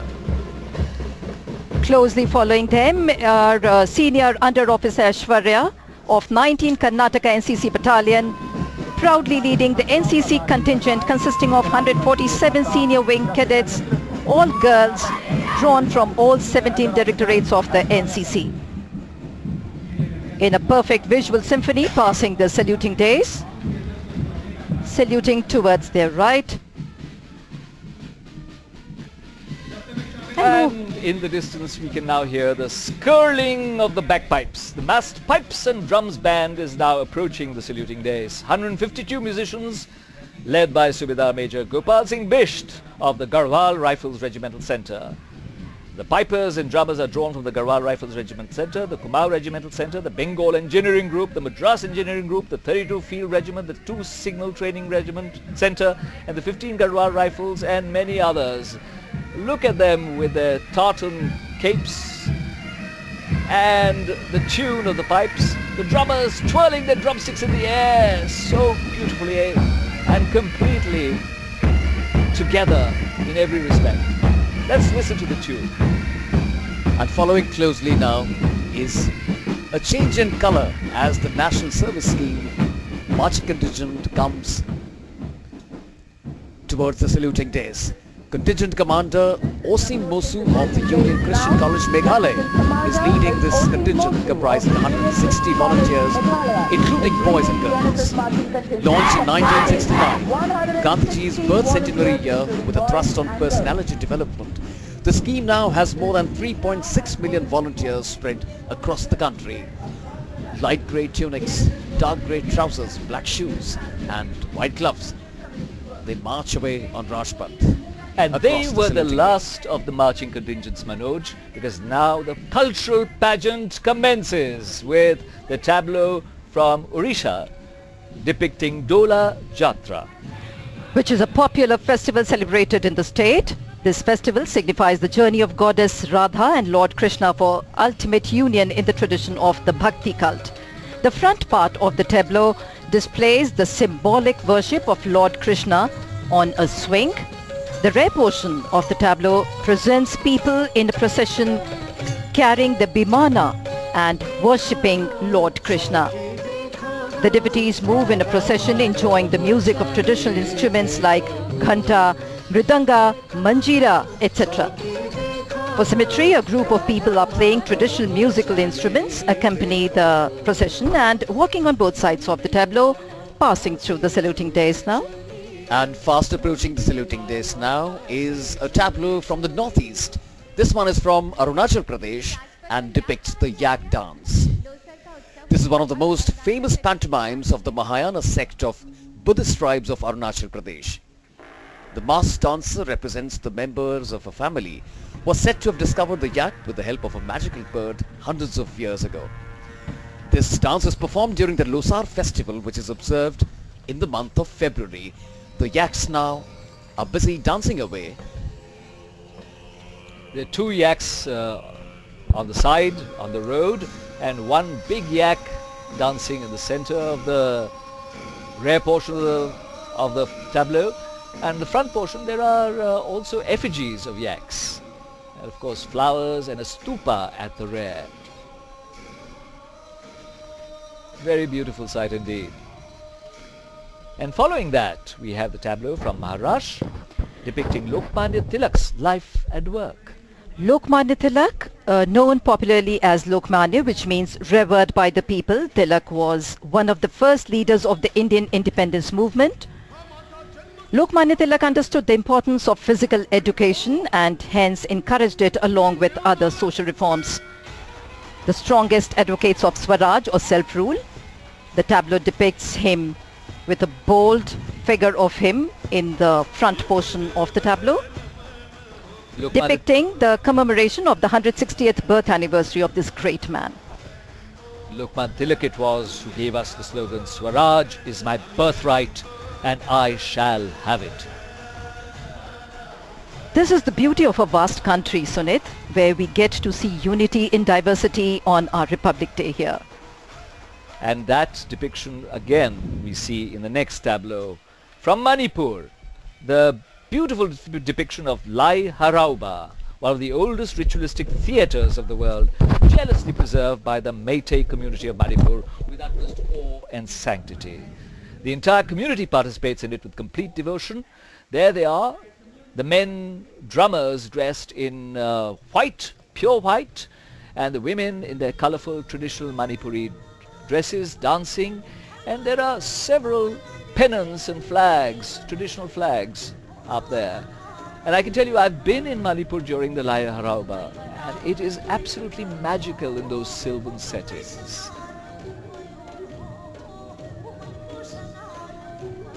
This tableau looks like an effort to recreate the ambience of this quaint and rich cultural tradition of the state, with the replica of deities also on it. A very beautiful reminder of the ancient culture and beautiful traditions of Manipur. And behind that, the tableau from Gujarat depicting the art and lifestyle of Kutch. Manoj? और सुदूर उत्तर पूर्व से अब आपको लिए चलते हैं पश्चिम भारत के गुजरात। अगली झांकी कच्छ पर आधारित है, वहां की कला संस्कृति को दिखाती, जहां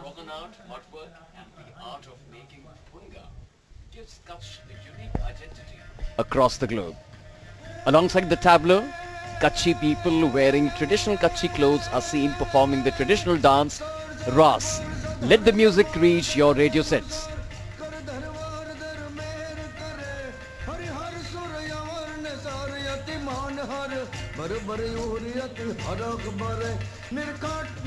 On the front part of the tableau, women doing the embroidery work are shown in symbolic form.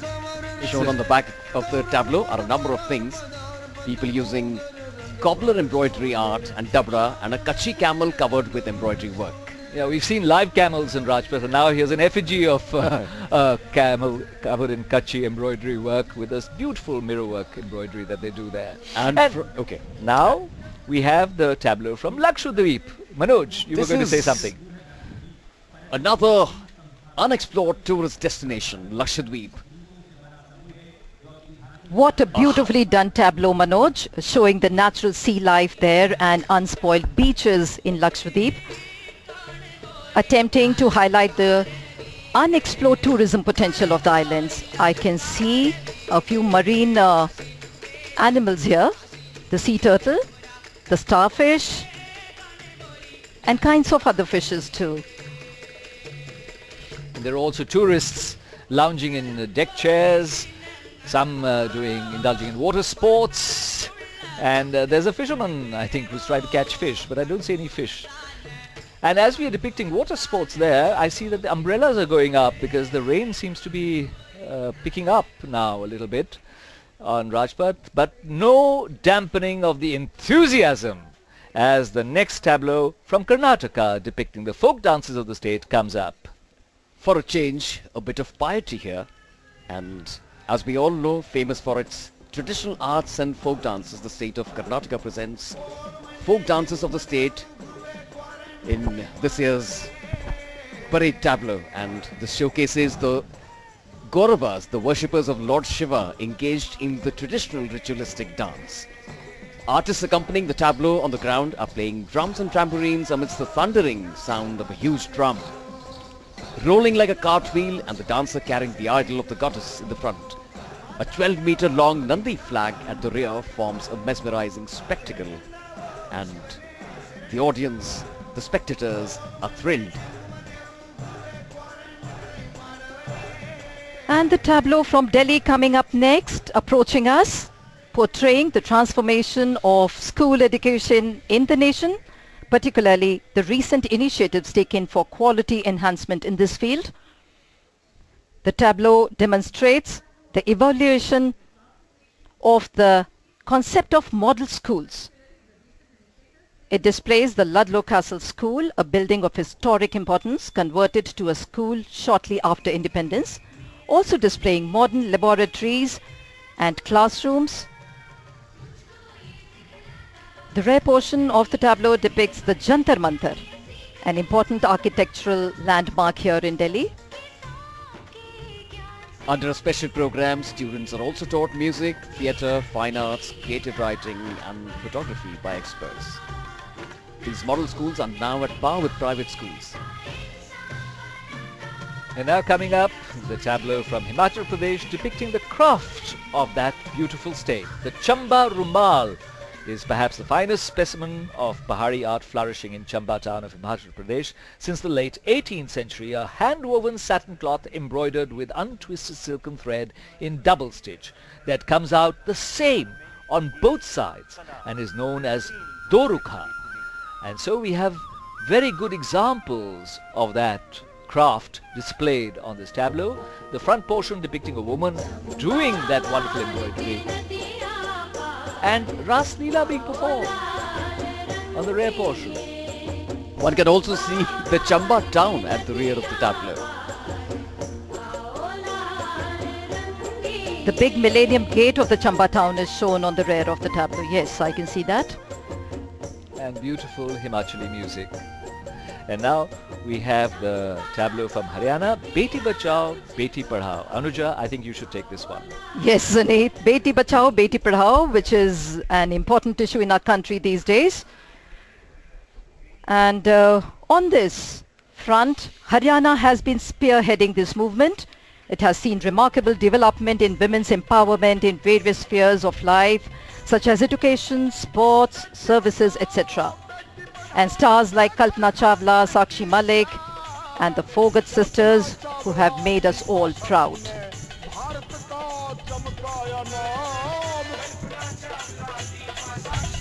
The tableau depicts the achievements of the women of Haryana in different fields. This issue will definitely create an impact on the girls and women of the country. आपकी बेटी तुम्हारी बेटी कर रही नई नई खोज. The next tableau, which is approaching towards us, gives us the appearance of the pristine white Kash pool in the backdrop of the greenery of rural Bengal in autumn, signaling the advent of the festive season of Durga Puja, also known as Sharad Utsav. Sharad Utsav in Bengal is no longer a mere religious festival but has ascended to a higher plane, embracing the entire community in the state and across the India and the world. Tableau is a riot of yellow and green, and of course the white of the Kashmir. The rare portion of the tableau portrays Bengal in autumn with a majestic Durga idol along with Dhanuchi Aarti being performed by dancers and singers. The skills of dhakis, the drummers, have been highlighted in the front portion also. And as the Dhaki's music fades out on your radio sets, it's time now to welcome a bit of Punjab. And the theme of this tableau is Jago Aya, which is a famous folk dance. Jago literally means wake up. Centuries ago, invitations were not sent to invite people to a wedding ceremony. Instead, relatives of the bride and the groom would go around the village to encouraging people to wake up and join in the festivities. The tableau is based on the theme Jago, and the front portion displays 4 women wearing traditional Punjabi dresses and carrying decorated gagas on their heads performing the Jago dance. And here is vigorous music to wake you all up. The state has been famous for its music and bhangra and rich colourful style of dressing up.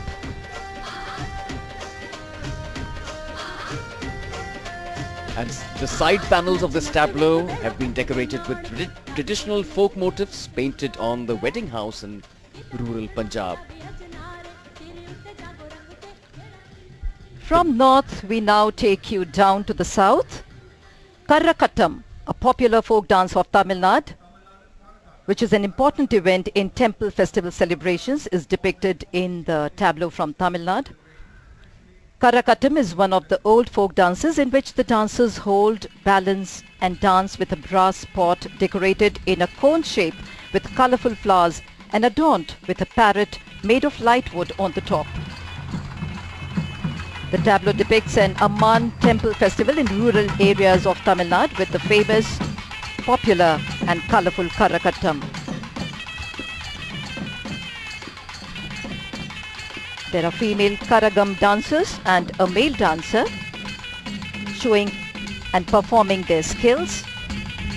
One artist poses as Goddess Kali while 4 female Karagam dancers, and there are 5 musicians marching on either side of the tableau. And we moved from north to south, and now we move from the east coast to the west coast to the state of Goa. A tableau depicting the vibrant musical heritage of Goa coming up, which is a synthesis of many influences. The sun god, the musical heritage of Goa, depicted on this tableau, many traditional instruments as well as other instruments, the guitar, the ghumat, a percussion instrument made from a pot, the saxophone, the dhol, the tasso. In front there's a peacock-shaped boat carrying 2 musicians, one playing the ghumat and one playing the guitar. And behind that, live dancers and musicians, including a drum kit. Let's listen to this wonderful Portuguese-influenced Goan music.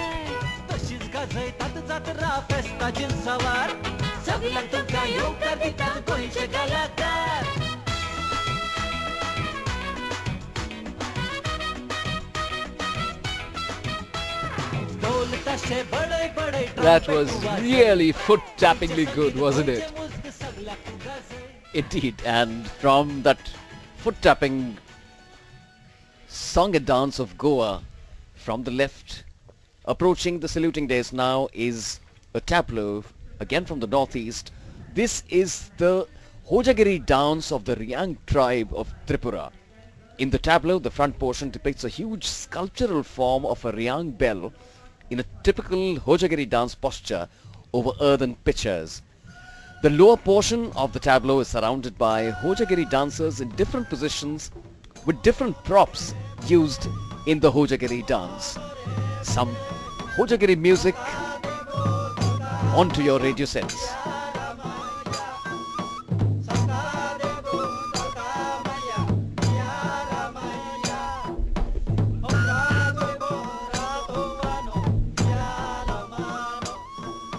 Oh, the beautiful music of Tripura there. And the front portion has a lady bending over backwards, balancing on pots. Oh, what an incredible tableau. And the live dancers on the rear portion also performing so beautifully. And now snow on Rajpath. We really have a white bonanza of snow. This is the tableau from Jammu and Kashmir depicting winter sports in Gulmarg. And you wanted to say something about this, Anuja. Yes, Sunit, the tableau of Jammu and Kashmir is here in front of our eyes with a giant sculpture of a snowman with a kangri, which is a typical fire pot there, symbolizing the winter season in the state. In an already chilled winter morning of Delhi, I'm feeling even a little more cold now. There's a snow scooter, there are sleds, and there are people having a snow fight in the center. And there are cable cars as well, showing for the skiers to go down up the mountain and then come down. And lots of skiers being depicted going down a slope. In the backdrop, I can hear the santoor being played, a typical Kashmiri thing.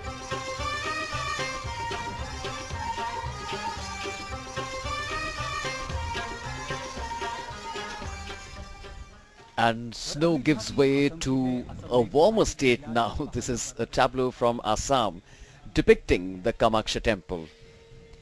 This is the holy shrine of Kamakhya or Kamakhya, and established atop the Nilachal hills in Guwahati. This is considered as one of the greatest Shakti Peeths of the country. The tableau now is designed to present a panoramic view of the holy temple of Kamakhya, with holy saints glorifying the ancient shrine.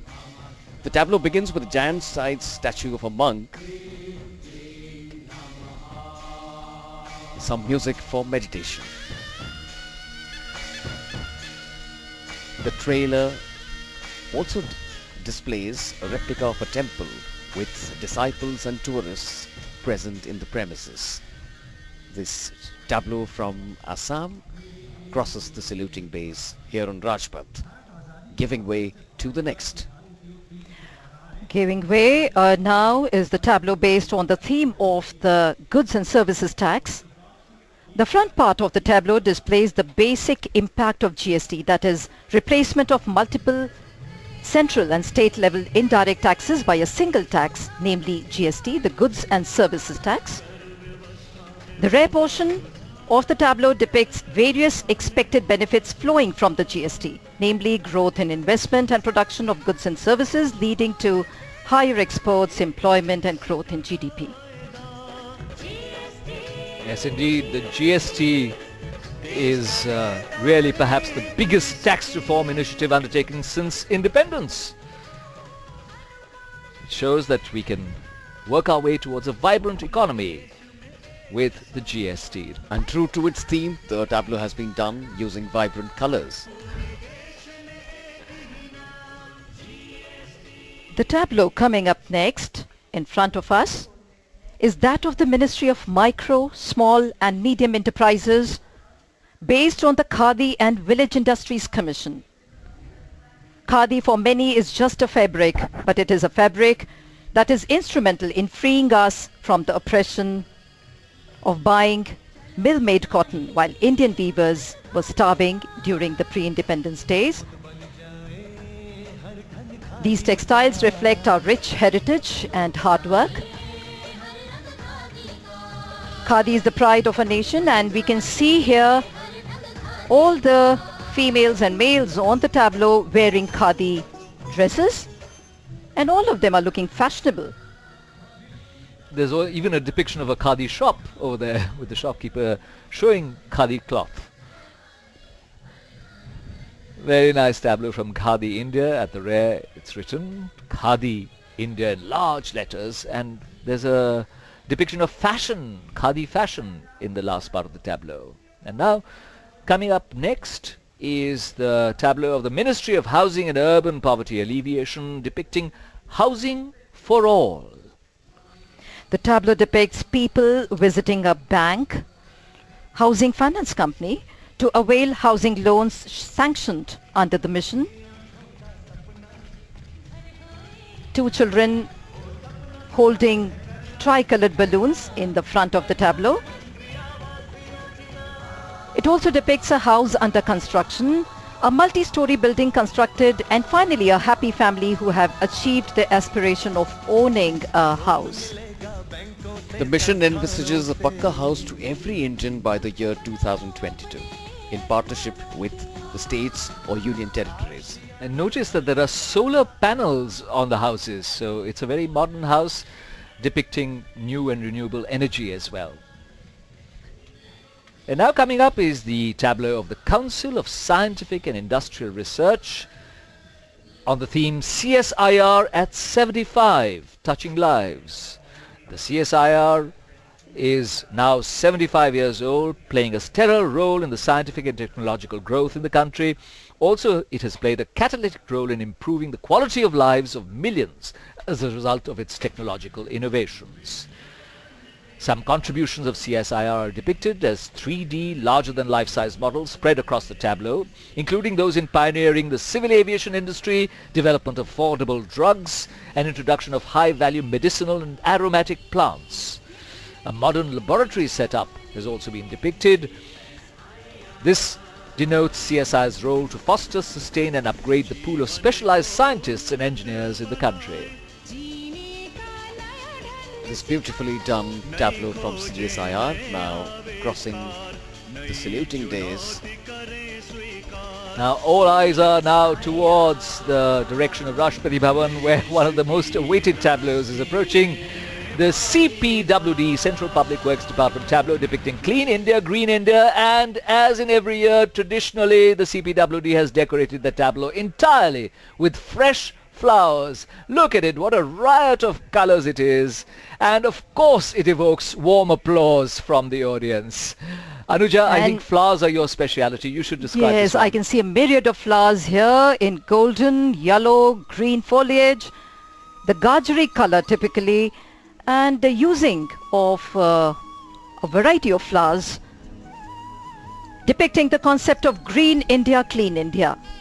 It is prepared with different color fragment, as I said, with a message for a clean and green nation.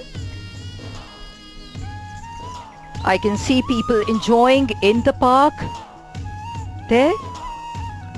There's a little bridge, there's a garden, there's a whole structure, something like the Lodi garden tombs, all made entirely out of different colors of flowers. It's really a beautiful sight, and it's also a sight which is only seen on Republic Day. This is the one tableau which is never seen earlier in the rehearsals. And now approaching the saluting dais is the tableau of the Ministry of Skill Development and Entrepreneurship. They have chosen as their theme Transforming India through Skill Development. The Ministry of Skill Development and Entrepreneurship aims to coordinate skill development efforts across the country and build a vocational and technical training framework. In order to achieve its vision of a skilled India, the ministry aims to skill the masses on a large scale with a combination of both speed and high standards. Designed with a futuristic look and feel, the front part of the design displays the Skill India logo, depicting a clenched hand in which a spanner and pencil are firmly held to suggest that both skills and education are of equal importance. The top side depicts students in a classroom and a car being repaired by mechanics in 2 levels, portraying the use of both classical education and practical experience in skilling. And various areas of skilling are depicted: Auto Plaza, Muskan, Beauty Parlor, Delhi Caterers, Raj Studios, which is a photography studio, woodcraft, masonry, there are painting, cleaning, technical personnel, so all kinds of skills being depicted. Large spanners and large saws also being carried by people on roller skates on either side of the tableau.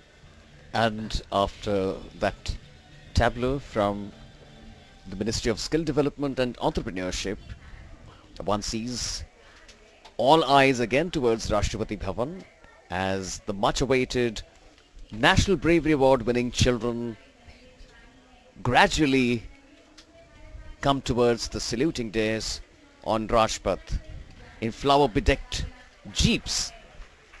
Everyone present here now. People are rising Rising. to their feet, yes, Manoj, and look at them waving at the children waving back. These are the winners of the Bravery Awards, the Bharat Award. Late Kumari Tar Piju of Arunachal Pradesh was awarded this posthumously. But we have present here Kumari Tejaswita Pradhan of West Bengal, Kumari Shivani Gond, winners of the Geeta Chopra Award, Master Sumit Mamgen of Uttarakhand, winner of the Sanjay Chopra Award, the Bapu Gaidhani Award winners, late Kumari Lalria Pui of Mizoram, that was a posthumous award, late Kumari Rolwa Pui of Mizoram, that's posthumous, and Master Tushar Verma of Chhattisgarh, who's present here.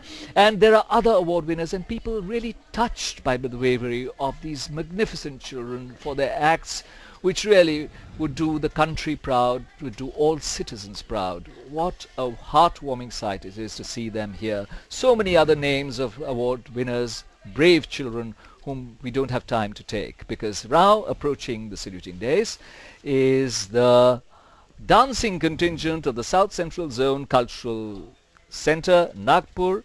They will be doing the Saila dance. 165 students drawn from South Central Zone Cultural Centre, Nagpur, will perform the Saila Karma dance. Saila is the popular dance of the Gond tribe of Dindori district in Madhya Pradesh. They are wearing colourful dresses, all decorated. They have decorated their kettles and dancing with great passion and enthusiasm. They are just about to start their dance in front of the saluting days. And the song they've chosen is Surajwa Tore Bina Jag Andhiyara, meaning, "Oh my sun god, without you, the world is dark." And here there is they a start. depiction of the sun god at the back as well. Indeed. And here they begin.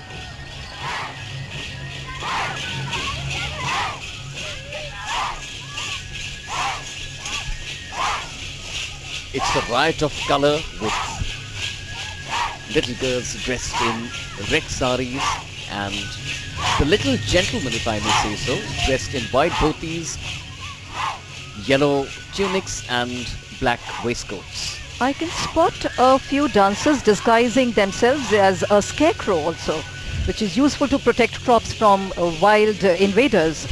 Yes, indeed.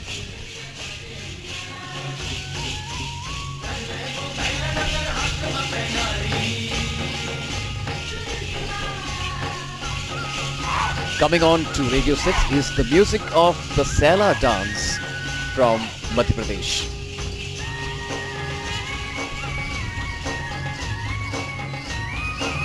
And this is a typical melody of a folk song. And the Now- dancers here making human pyramids as well. Pyramids, exactly. Very skillfully and swaying in rhythm. And now the girls drop down. They all put their arms up in the air, dance vigorously.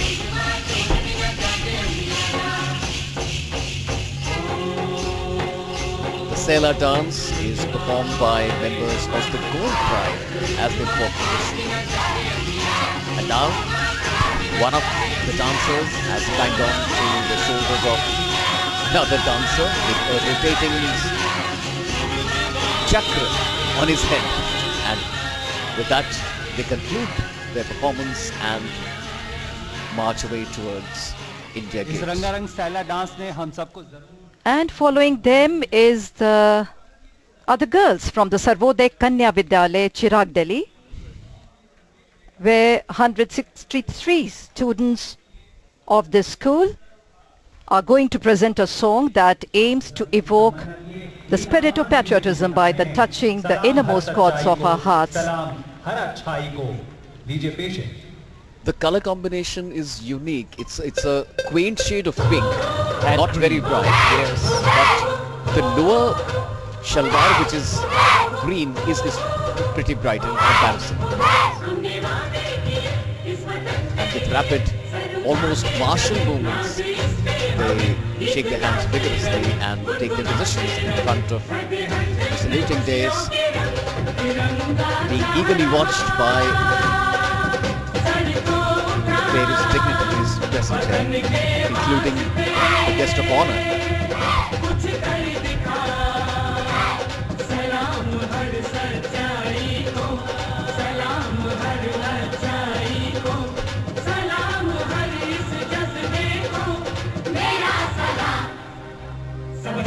This is a manifestation of our country's unique feature, unity in diversity.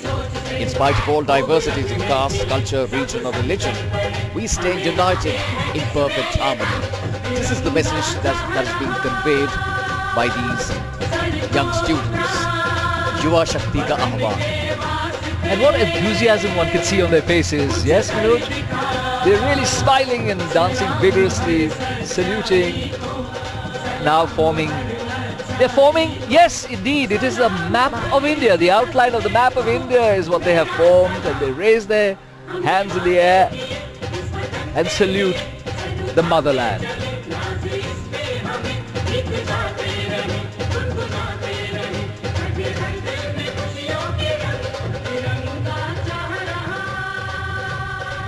Saluting the Tiranga, the national flag, raising their arms in the air again in unison.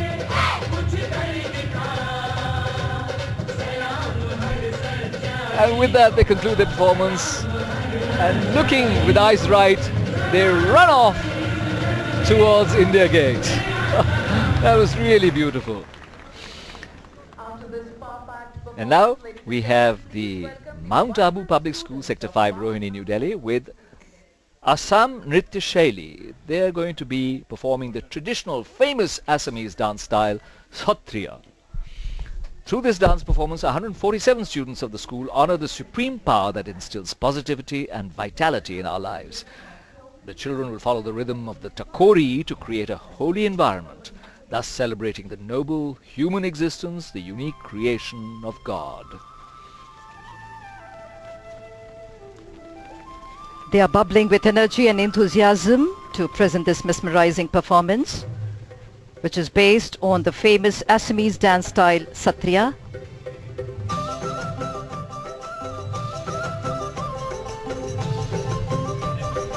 Dressed all in white, looking pristine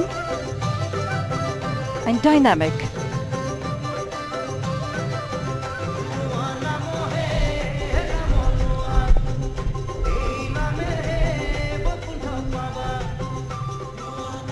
We can hear the typical Assamese folk song at the back.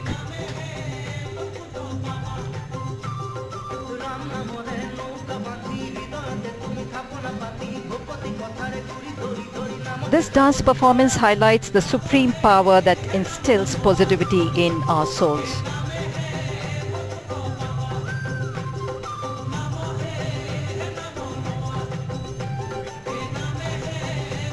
The boys holding mridangam.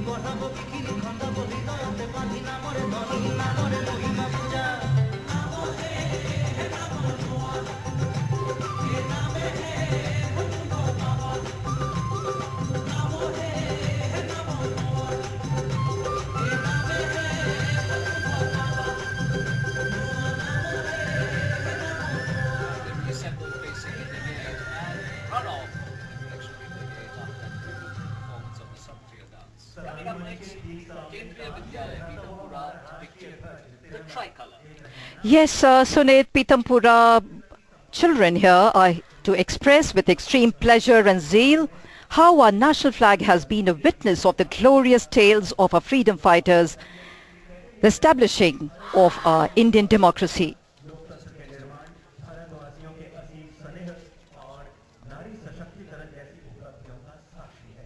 Saluting and now ready to start their dance, having a firm belief that India will re-emerge as a world leader with the power of knowledge.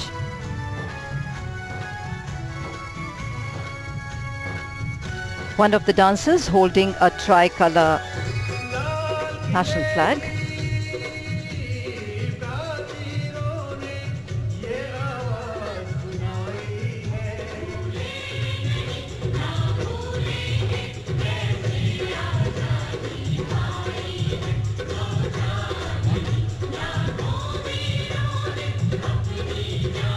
and blue dhoti.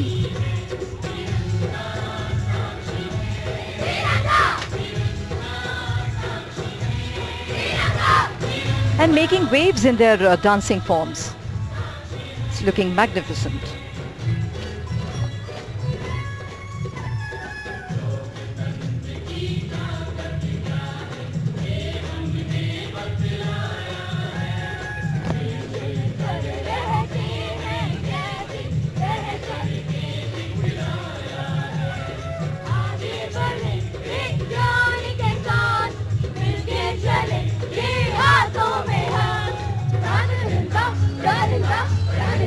Along with the song, they're also crooning themselves.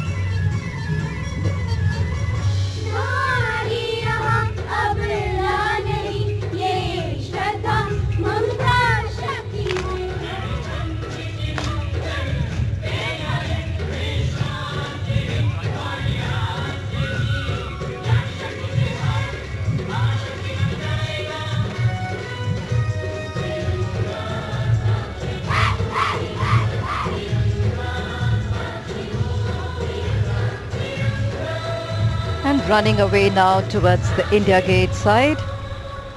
And after this magnificent display by students of Kendriya Vidyalaya Pritimpura, who performed on the theme Tricolour and received a loud round of applause, all eyes to the left towards Rashtrapati Bhavan, and everyone present here readying oneself for some splendid daredevil driving skills of the motorcycle display team of the Corps of Military Police, popularly known as the Shwet Ashwa.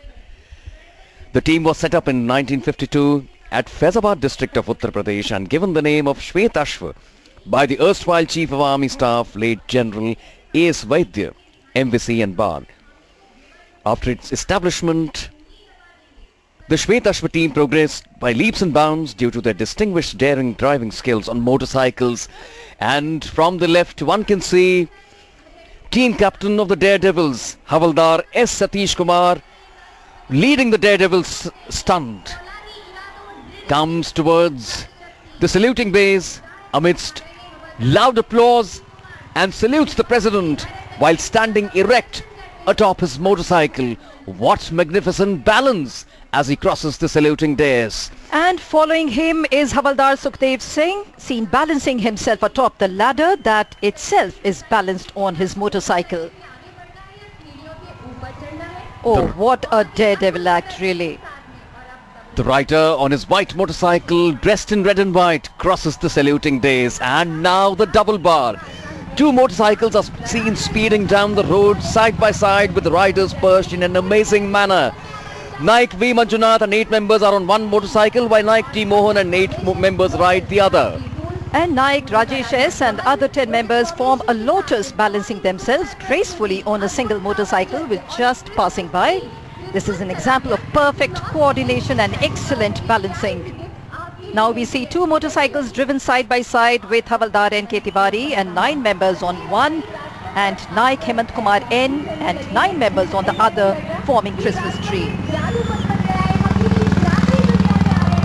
Passing by 3 motorcycles with one leading and the other 2 immediately behind it are speeding down Rajpath to form an aircraft. The riders are Naik M.K. Singh with 6 members. And this is the Sudarshan Chakra being displayed by Havaldar Shishpal and Lance Naik Shivakrishna. And 9 members each on 2 motorcycles. And again, now it's the turn of the flower pot as Naik Sukhjinder Singh and 13 members balance themselves gracefully to form a flower pot. What a sight this is as they cross the saluting dais. And they are truly the daredevils, the Jabas. Here comes the largest formation of all with 15 motorcycles carrying 60 personnel. They're making the largest pyramid ever made by any team on Rajpath. The riders are Naik Irappa Dundi and 59 members. Friends, this is 15 motorcycles carrying 60 personnel with the tricolour flying high. And after the pyramid formation on the motorcycles, again eyes to the left as a lone rider, but this time only on one wheel. He's doing the wheelie. He's Lance Naik Santosh MK. He comes speeding down Rajpath with the front wheel in the air, and he balances his motorcycle on his rear wheel, and with one wheel up in the air he crosses the saluting bays, and that brings us to the conclusion of this daredevilry show by the Shwet Ashwat team of the Corps of Military Police. What a fantastic motorcycle display. And now all eyes once again as the much awaited fly past is about to commence, and to give you an eyewitness account of that, Suneet is perched on the rooftop. It's over to Suneet.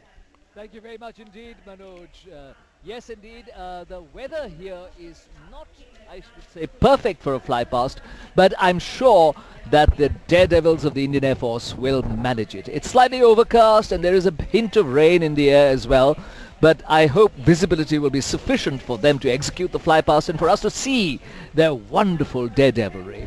So we are going to have various formations of increasing complexity and skill in this fly past. The first will be the Chakra formation. This will be comprising of 3 Mi-35 helicopters in Vic formation. The Mi-35 is a highly maneuverable attack helicopter that can carry heavy armament and other specialist weapons. The formation will be flying at a speed of 240 kilometers per hour and will be led by Group Captain Suresh Kumar Tiwari. The captains of the other 2 helicopters will be Wing Commander Adarsh Kumar Chaudhary and Squadron Leader Ditishman Hazarika. We are waiting. Everybody is now, I think, standing up, looking towards the skies, and we see the lights of the lead helicopter of the Chakra formation coming swiftly over our heads, flying quite low, and warm applause greets them as they pass the saluting base. And coming up next will be the Hercules formation, comprising of 3 C-130J Super Hercules aircraft in Vic formation. Recently inducted into the Indian Air Force, the Super Hercules is a very versatile tactical transport aircraft optimized for undertaking special operations. This formation will be flying at 350 kilometers per hour, much more than the 240 kilometers of the last formation, and at a height of 300 meters above us. Will be led by Group Captain Siddhapatula Gopi Mohan, and the other 2 aircraft will be captained by Wing Commander Sapam Lenin Singh and Wing Commander M. Chahal. Looking forward to the Hercules formation of the C-130J Super Hercules aircraft in Vic formation. Expectation and anticipation as we look up to the skies. The Hercules formation will be followed by the Netra, the eye in the sky, an airborne early warning and control system aircraft with state-of-the-art early warning radar and a number of advanced electronic warfare equipment, all indigenously designed and developed by the DRDO, led by the Center for Airborne Systems, Bengaluru. And as we look up now, here comes the Hercules Chakra formation. Applause from everybody at Rajpath as we look up the skies, and these propeller-driven aircraft, the Hercules aircraft, fly past majestically at a height of 300 meters above us. And as I said, we are now awaiting the Netra formation. The eye in the sky, early warning radar and a number of advanced electronic warfare equipment on an airborne early warning and control system aircraft. It can detect enemy aircraft up to ranges of 400 kilometers and direct our own fighter aircraft to destroy them. This aircraft is presently under evaluation and will soon be inducted into the Indian Air Force. The aircraft will be flown by Senior Test Pilots Group Captain Badrish Atreya and Group Captain Pradeep Patra. And here we can see the lights through the haze of the Netra, the eye in the sky. And all eyes are towards the sky. You can see the radar antenna above the aircraft signaling it out to be an early warning aircraft. And now we'll have the Globe formation, comprising 1 C-17 Globebuster flanked by 2 Sukhoi 30 Mk1s. Now consider that they are two completely different type of aircraft. To match them in formation is a tremendous demonstration of the Indian Air Force's skill. The C-17 is a heavy-lift, long-range strategic aircraft of US origin, recently inducted into the IAF. The aircraft will be flanked by the world-renowned air dominance multi-role fighter, which can carry the latest air-to-air as well as air-to-ground long-range missiles, the Sukhoi 30 Mk1. The formation will be led by Group Captain Tulasi Rukmini Ravi, the commanding officer of the 1st C-17 Squadron. The Su-30s will be flown by Wing Commander Preetam Santra and Squadron Leader Roshan Bhato. And here they come! Well, we have a single aircraft instead of formation, and that was the C-17 Globemaster that flew past. Perhaps the conditions are not apt for the Su-30 Mk1s to fly in close formation. As I said, it's a technically very difficult thing for fighter aircraft to fly along with this long-range strategic aircraft, heavy-lift aircraft. So perhaps that is why we had only the C-17 Globemaster flying today. Next will be the Tejas formation, weather permitting. A Vic formation of the LCA aircraft Tejas at a height of 300 meters and a speed of, hold your breaths, 780 kilometers per hour. This is a true symbol of indigenization because the Tejas is the first advanced fly-by-wire fighter aircraft designed, developed and manufactured in India. True Make in India story. The aircraft has been designed and developed by the Aeronautical Development Agency, ADA, and produced by the Hindustan Aeronautics Limited, HAL. A small, lightweight, supersonic, multi-role, single-seat fighter with state-of-the-art technologies. The Tejas formation will be led by Group Captain Madhav Rangachari, and flying in formation will be Wing Commander S. Thankar and Wing Commander S. Roy. In the IAF, the aircraft has been inducted into the 45 Squadron of the Air Force, the Flying Daggers. And here they come! Look at that! What speed! The perfect delta wings of these aircraft flying in such close formation right above Rajpath. What a breathtaking sight that was. But there's more to come. Much more to come. Next we have 5 Jaguar deep penetration strike aircraft in arrowhead formation. 5 of them, not just 3. Flying past at a height of 300 meters and a speed of 780 kilometers per hour. True to its name, the Jaguar aircraft is used to carry out deadly and accurate strikes deep into enemy territory. The formation will be led by Group Captain D. Kukreti. The other members of the formation, Wing Commander Parijat Saurabh, Wing Commander Siddharth Singh, Wing Commander A. Dhiman and Wing Commander M. Huda. Here they come! Trailing white roofs behind them, 5 aircraft so closely flying in perfect formation. Warm applause. And look at the difficulty of flying such aircraft at such speeds in these visibility conditions. But the Indian Air Force never gives in. They are up to all challenges. Next, we'll have the Fulcrum. 5 MiG-29 upgrade air superiority fighters. The MiG-29 UPG aircraft flying in the formation have been recently upgraded and have become extremely potent air-to-air as well as air-to-ground weapon platforms. Formation coming up right now. Here it is, led by Group Captain Vikashshil Singh Saini. Other members of the formation, Wing Commander Sandeep Banerjee, Wing Commander C. Suresh, Wing Commander Parijat Chua, and Squadron Leader Nitin Nagarkoti. And what precision flying they're depicting.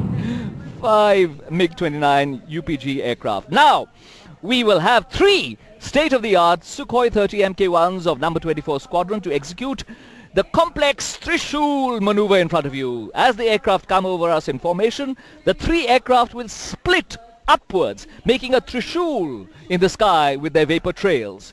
The formation will be led by Group Captain Manish Chand. The captains of the other 2 aircraft will be Wing Commander Nitin Kumar Vats and Wing Commander Sumit Garg. And here they come, we can hear the sound. And there they come! 3 of them, and they are going up vertically right above our heads and splitting. And there is the Trishul, the perfect Trishul formation. Oh, heart-stopping sight that was.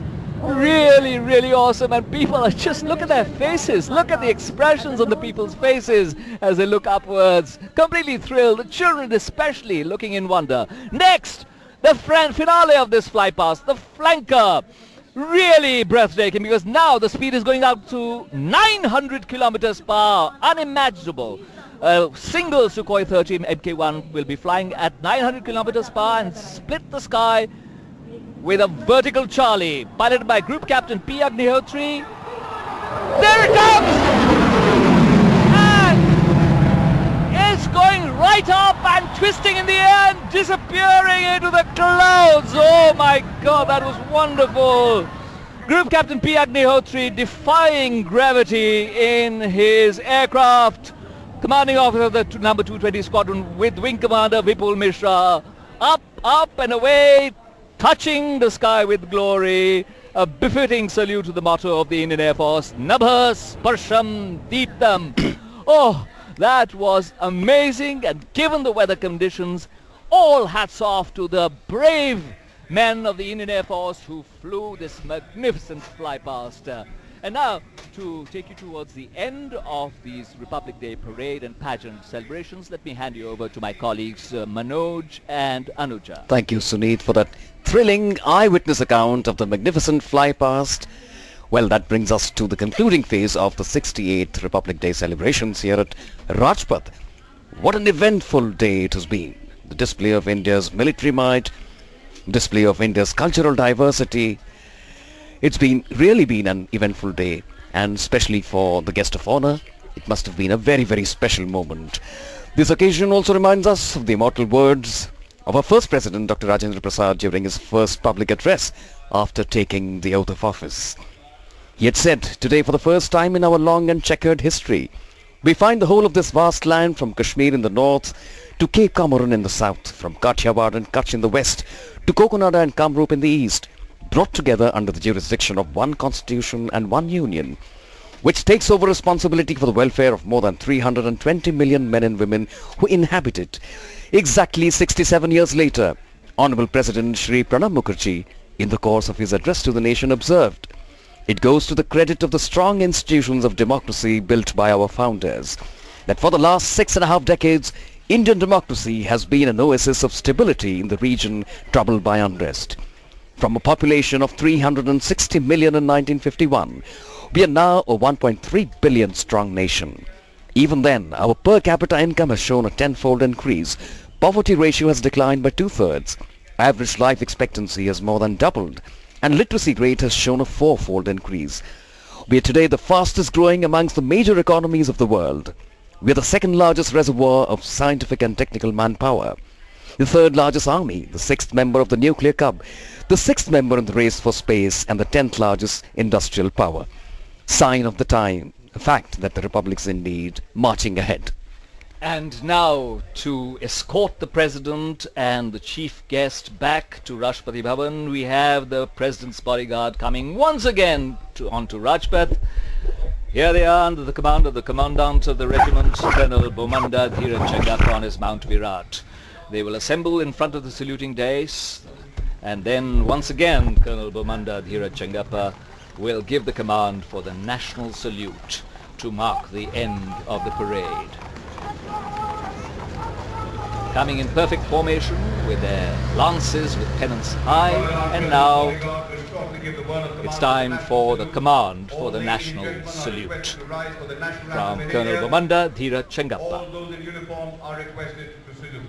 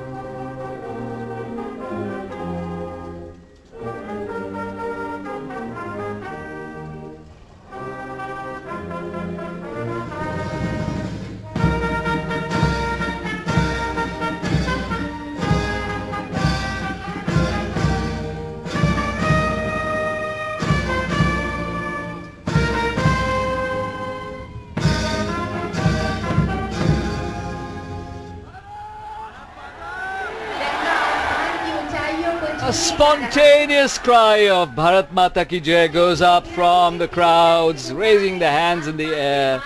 And also raised into the air are now the balloons, white balloons with the tricolors trailing behind them, and also smaller balloons in the colors of the national flag, saffron, white and green.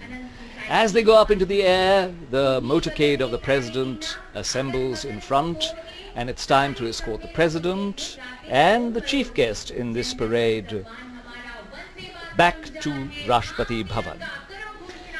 This has been an extraordinary parade. Since 1955, we have had the parade here at Rajpath. Before that, it was held at different venues such as the National Stadium, the Kingsway, Red Fort and Ramleela grounds. But since 55, an unbroken tradition of the parade here at Rajpath. And this was a memorable parade.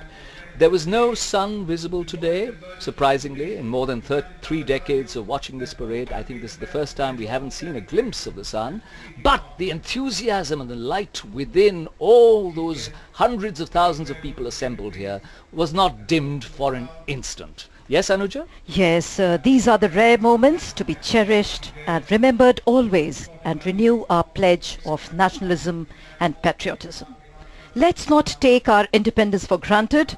Let's do out a bit to make India a better place to live. Legacy to live for and legacy to die for. As we rededicate ourselves to the ideals of the Republic, we can see to my right-hand side the presidential party descending slowly down the steps from the saluting dais, and once again waving out to the persons assembled on either side. The President now greeting the Defence Secretary and the 3 service chiefs. The Defence Minister is also there, and the Defence Minister of State for Defence as well. The Prime Minister, of course, is there. A word with our chief guest, and the presidential party being escorted to the limousine which will bear them away. Truly, this has been a wonderful Republic Day parade, and something that everyone who is present here will remember for the rest of their lives. And I'm sure many of them will want to come back again and again. On this occasion, we are reminded of the beautiful thoughts about our motherland and our great republic. And I want to quote a small poem by Swami Yoganand Paramhans, in which he said, "Better than heaven or Arcadia, I love thee, O my India, and thy love I shall give to every brother nation that lives. God made the earth, man made confining countries and their fancy frozen boundaries. But with unfound boundless love I behold the borderland of my India, expanding into the world. Hail, mother of religions, lotus, scenic beauty and sages. The wide doors are open, welcoming God's true sons through all ages. Where Ganges, woods, Himalayan caves and men dream God, I am hallowed, my body touch that soft." And as the presidential motorcade goes towards Rashtrapati Bhavan, it's time for me, Sunit Tandon, along with my colleagues in the commentary booth, Manoj Maikar and Anuja Kumar, and the entire team from All India Radio, to greet you once again on this 68th Republic Day and take you back to the studios of All India Radio.